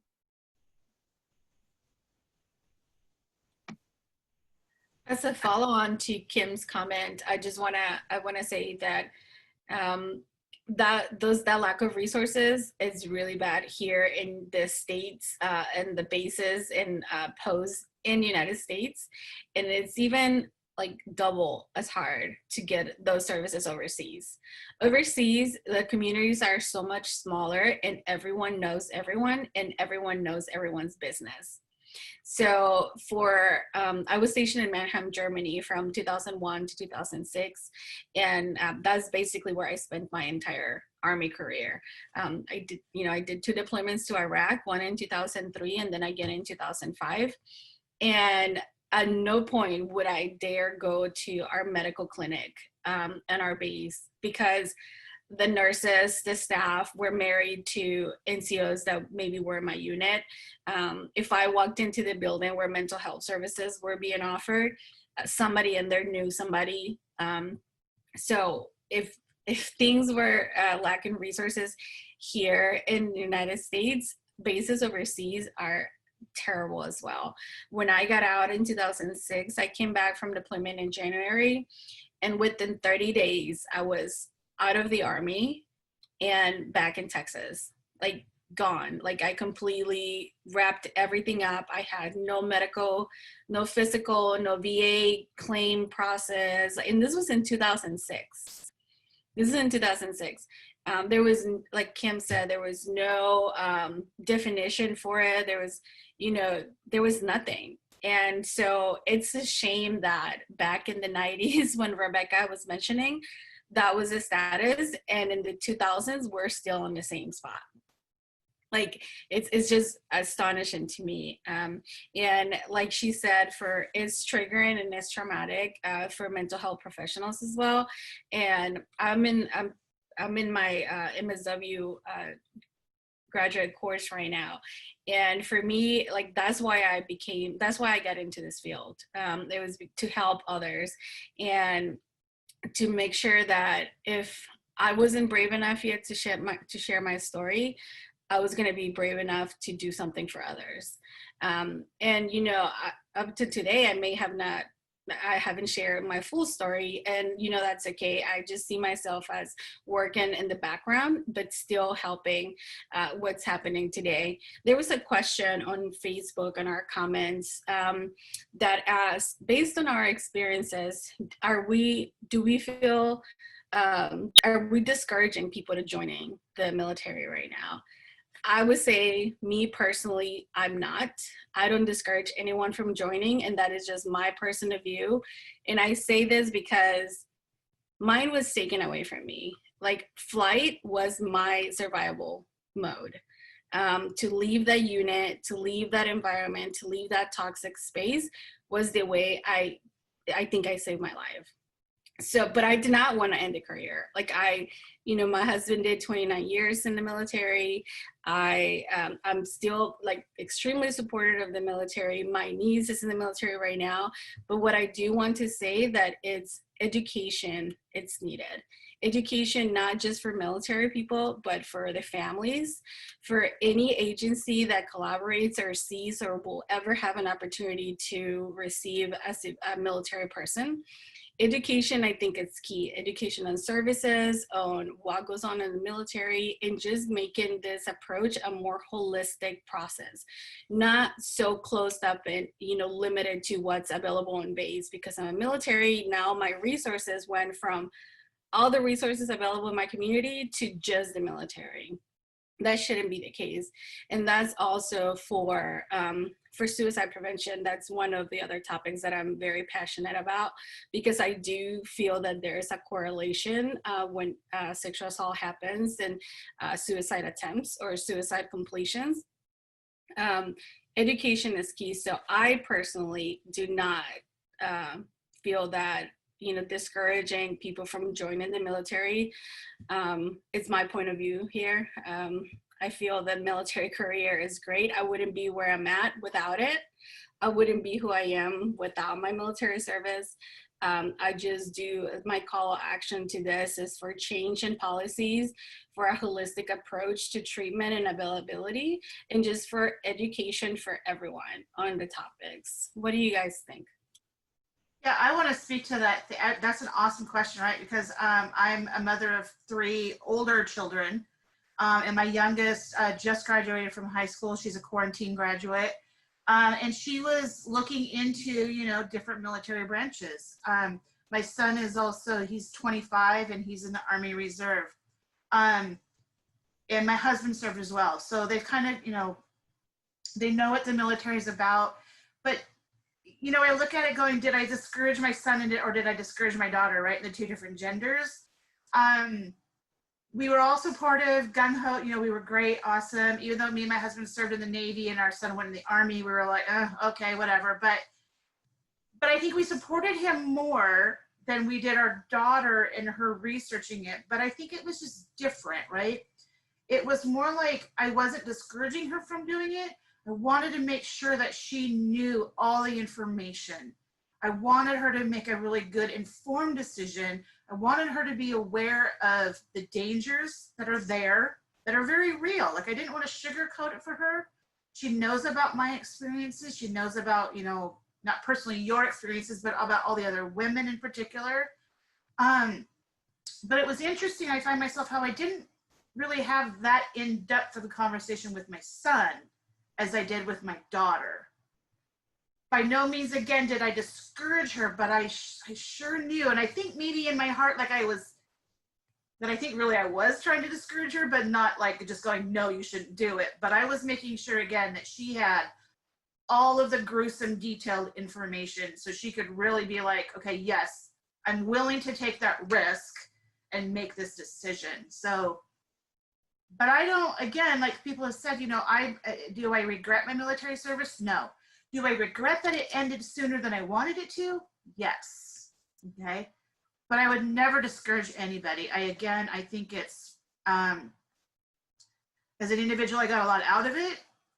I think it made me who I am today in many different ways, right? But I would never discourage anybody.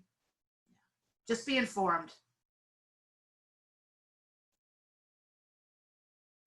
That's really a hard question though, because just when I got in, my grandpa, he was Air Force. He's the reason why I wanted to join the military. And him and my mom, they were just like, join the Air Force. It's the safest branch, because they were telling me all these horror stories, and I'm like, all right, that's the way I'm going. And it's just now, after that, like after my experiences, I have a 3-year-old niece, and if she asks me, if she comes up and she's like, Auntie, like, I want to do what you did, I want to join the Air Force. Like, I'm not very far in my healing process yet. I recently discovered that MSD is also considered PTSD.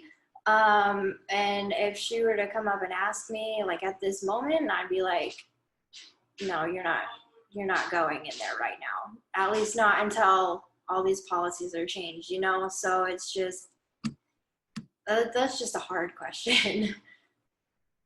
Yeah, I would like to comment on that. And I think I share the sentiments as Shelby does. I wouldn't feel comfortable with my niece or any of my kids, if I ever am blessed to have one day, go into the military service until these policies are properly implemented. And I just wanted to be honest and say that. I know that as a veteran, I'm supposed to have sharing the same patriotism that other veterans have. But at this moment, I do not.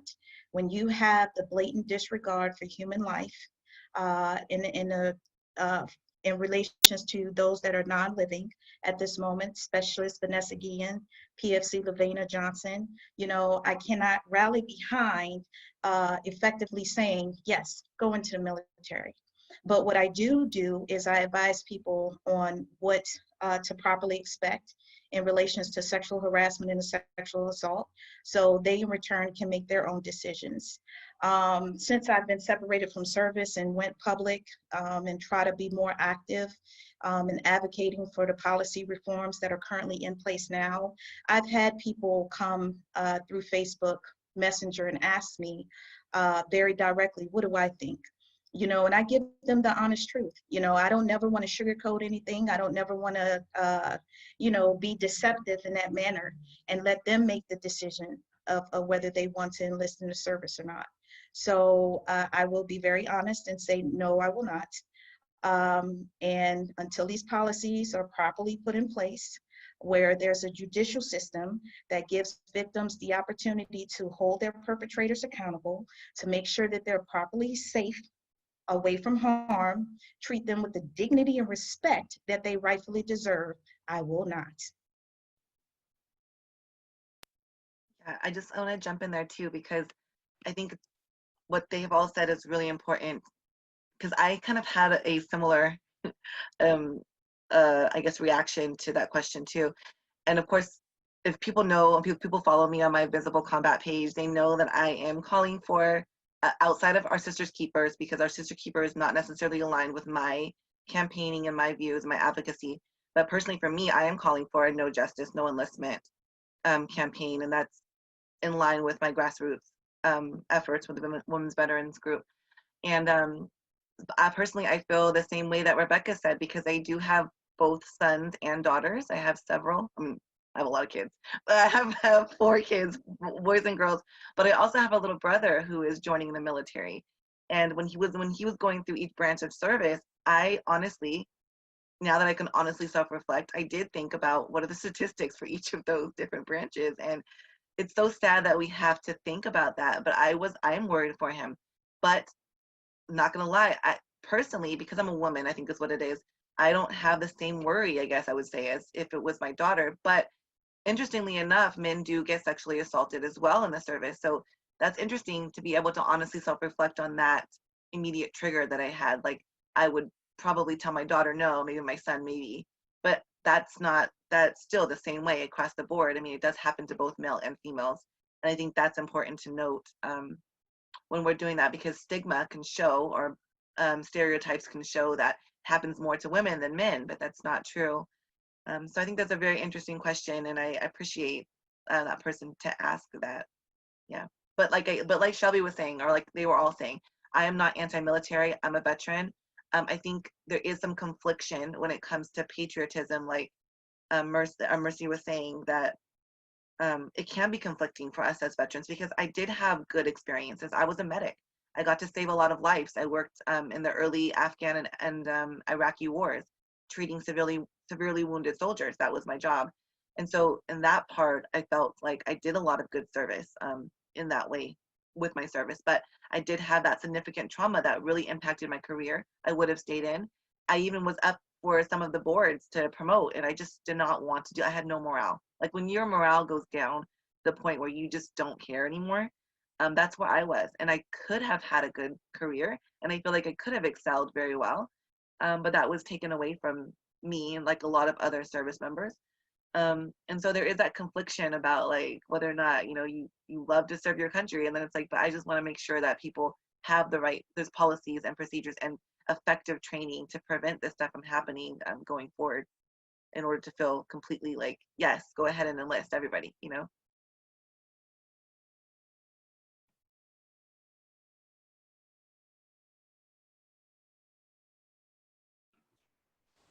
Dee, were there any other questions that you found on there? Or was that? No, I did not see any others, at least on where we're sharing live right now. Can I interject for a second? I just wanted survivors to be made aware out there. When one of my sexual assaults occurred, it was definitely overseas. It involved being raped by more than one perpetrator at the same time. It involved being sodomized. It also involved my unit not being adequately prepared to assist me. When I did do my forensic exam, I was returned back to my unit in hospital scrubs, and I was not allowed to be out of their sight because of the common practice to contemplate suicide. But after that, I walked around and had to shadow senior leaders in that same battalion footprint after being dropped off at the staff duty desk at 5 in the morning, and had to go and stand in battalion formation in hospital scrubs. So I can attest to the fact that they're not adequately prepared overseas to address those that have experienced sexual assault and those that experience that form of trauma. But what I will say is that moving forward, we need to be made aware of what our rights are now. When I went through my process, I will say this, my chain of command did go through the process to try to hold at least one of my perpetrators accountable, and I lost my voice, and that's something that I live with and regret every day, because years after, when I made it a commitment to go and be properly trained as a victim advocate, and I went back to try to retrieve my records, the SBC was contacted me and said, hey, I know that you're looking for a copy of your records. I know that it involves so-and-so, the alleged perpetrator. He's involved in another case that we're pursuing. Would you like to come forward even more now?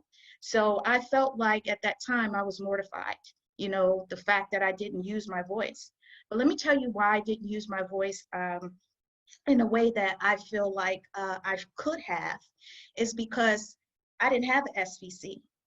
And it's very important that when you go that route and you say, I want to go unrestricted, I want to actively hold this perpetrator accountable, that you utilize the Special Victims Council, the Victim Legal Counsel, as that service is afforded to you. Since my time has been out of the military and since I've been sexually assaulted, I have advocated for that program. for that program to become in fruition, you know, and I believe in it, because in order for you to successfully navigate the path to the judicial process and to hold your perpetrator accountable, you need that legal representation.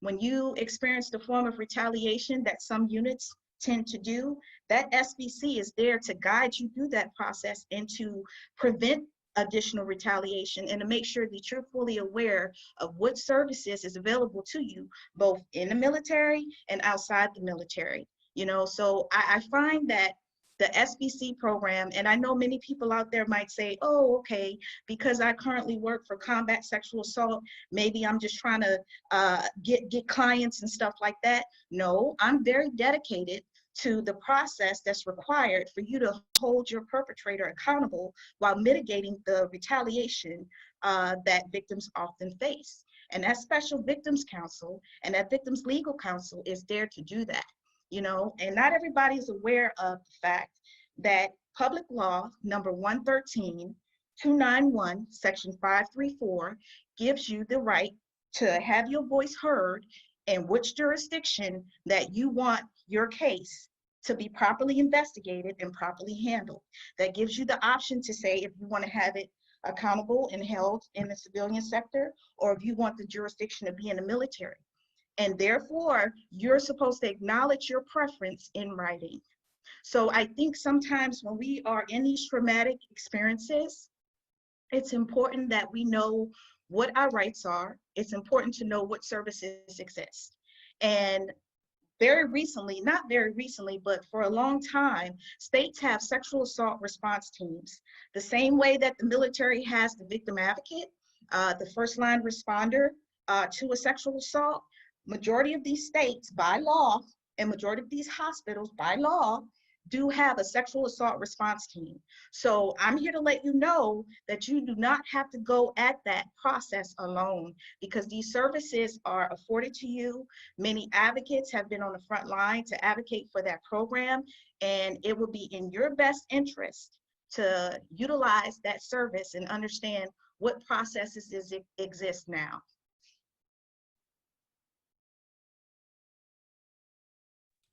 Sorry, that's all. Mercy, I can get very passionate, you know what I'm saying? I'm sorry about that. Excuse me. Mercy, I was just gonna comment on kudos on your passion and your commitment to this program. I will say that a lot of the individuals who work for victim advocates that are not in the military, like not the sharps, not the ones that sit at the family advocacy office or you know, where you go seek mental health, they're extremely passionate. I just, in my experience, I find that those services are not as well advertised as it becomes the requirement, like once a year. Like once a year, you get to meet all of those reps, all of those. But other than that, you don't really see them unless there's a case that they're investigating, or even worse, something that you experience and you have to go find out about it. So I really have an issue with that once a year requirement on sexual assault, like prevention training. I think it's, why is once a year? Like the perpetrators just come out once a year? Like, you know, but I commend you for your passion, and I really think that that is the key to having a successful program, is on having that person who's delivered the services be passionate and actually care about it, not have it be assigned as an additional duty. You know, because we get assigned all kinds of additional duties when you're in the military. And that's just another thing you have to keep track of.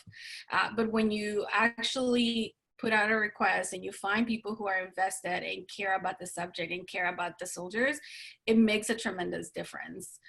So thank you for your commitment and for your passion about it. Don't, you know, I'm really happy that wherever you're at, that they have you there.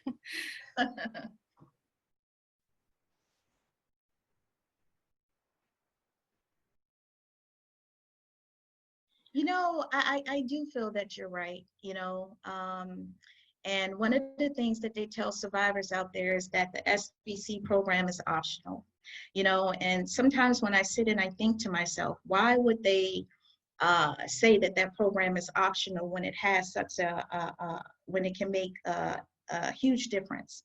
And you're exactly right. But thanks to organizations like and the efforts of Invisible Combat, Circle of Arms, Protect Our Defenders, Combat Sexual Assault, the organization that I currently work for, we do try to go out there more now and really educate the public, especially those that are coming in the military, of what the services and the options are, just in case. I think that we're beyond the point of not acknowledging it. I think we're at the point where we have to prepare ourselves as if it's expected. Now, I know that that may be a wrong philosophy for some, because you never want to have that negative stigma of the prevalence of sexual assault and sexual harassment in the military. But moving forward, once we understand as how common it is, then we can adequately prepare ourselves. It's something like going out there and really connecting with some of these organizations, especially within your state, to identify what the resources are. And if you are the one that PCS to a different duty station, and how you have to go in the military and you in process the installation, you in process the unit, take the time to go out in the community and really understand what resources exist within your own backyard to help you. And I'm not saying just in case it does happen, because that may sound bad, but if it does, at least you're aware and you're better prepared for it. And I really, that's something that I really tell people whenever some organizations invite me on for Zoom conferences to explain, because I think that's the bridge, of making sure that they're aware of it, so we can fill the gaps. Because you're right, you only get informed about that once a year, like check the block. You're right that program is like an additional duty. And something as serious as this requires full-time commitment.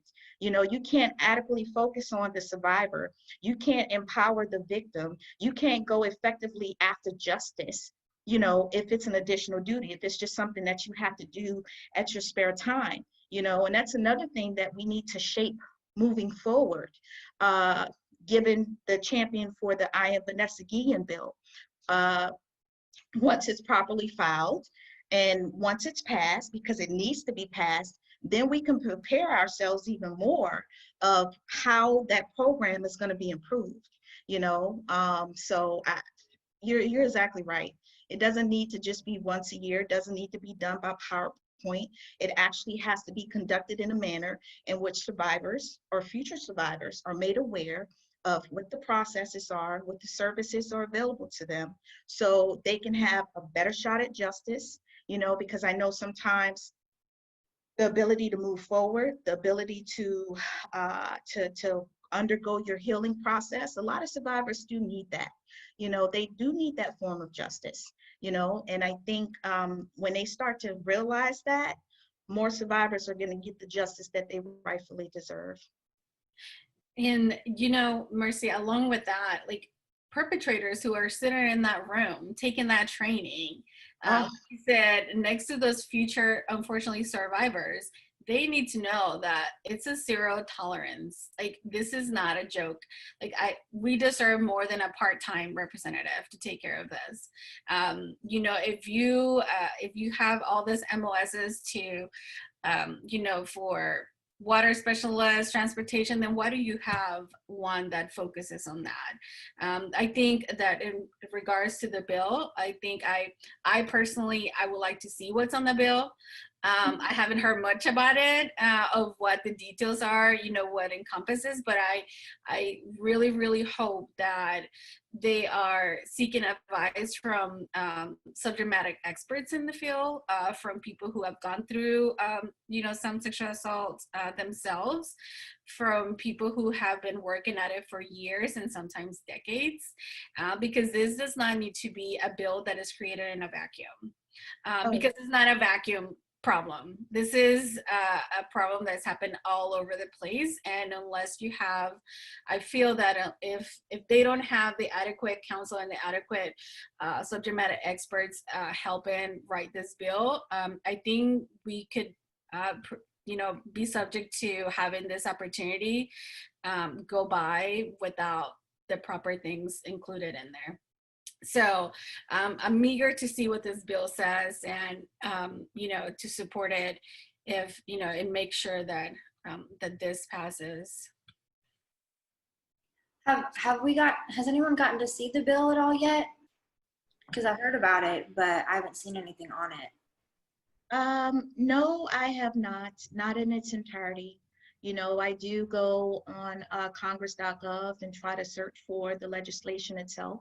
I try to search for if it's been filed, but I have not. I know that it's supposed to try to mirror the EEOC capabilities, especially when it comes to sexual harassment. I know that it's trying to establish a 1-800 number that service members can report and receive services from that's outside of their chain of command, but no, I have not seen the bill in its entirety, but I know just that piece alone is still moving in the right direction.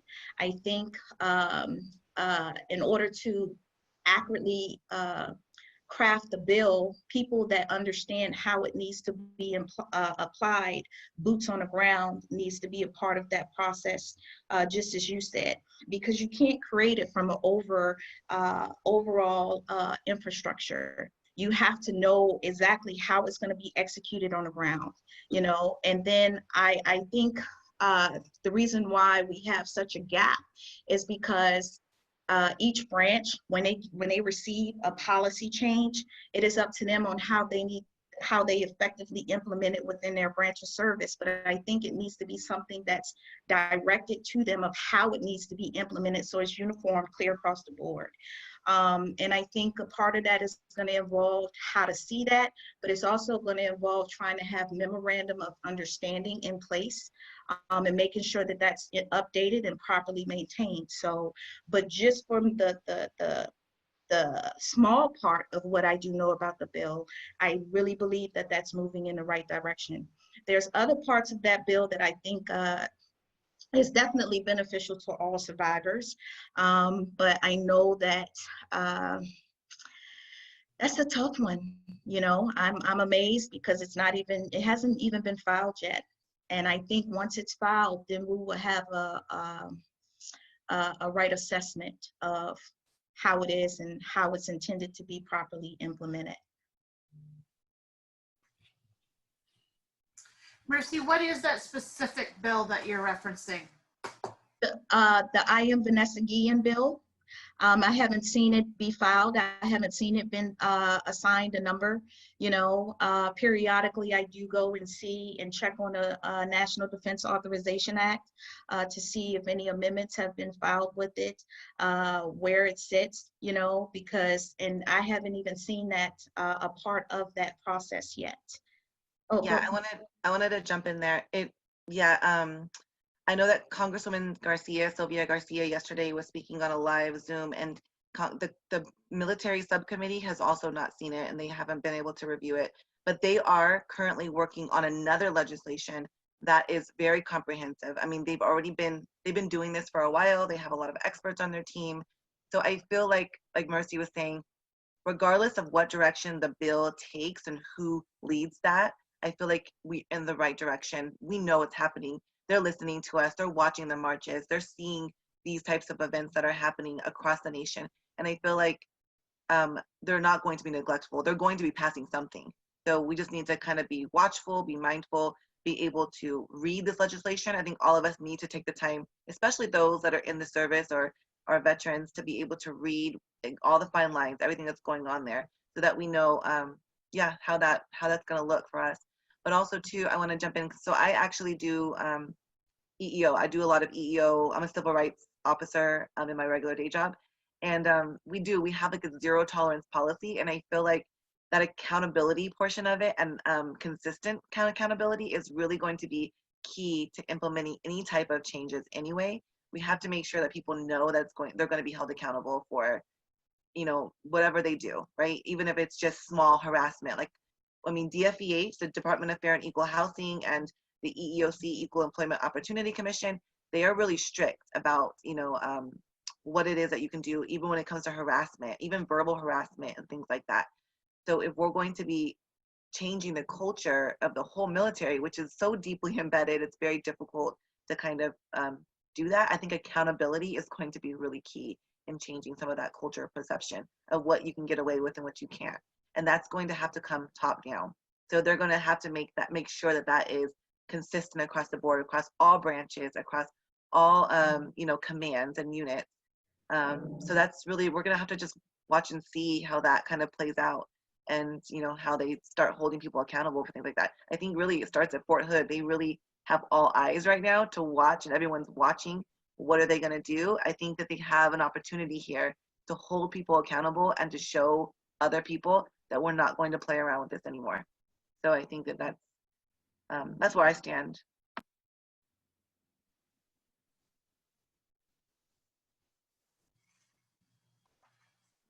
Okay. Well, does anybody have any other comments or anything? I think that was all the questions. Everyone good? Good to go? Okay. Well, like I said before, we're all veterans. We're not against the military. We're not protesting the military itself. We just want our policies changed. We just want our brothers and sisters to be safe, to not have to look over their shoulder when, they're doing anything around their comrades. We just want everyone to be safe and have great careers and not have to put up with any of that, just basic human rights. So,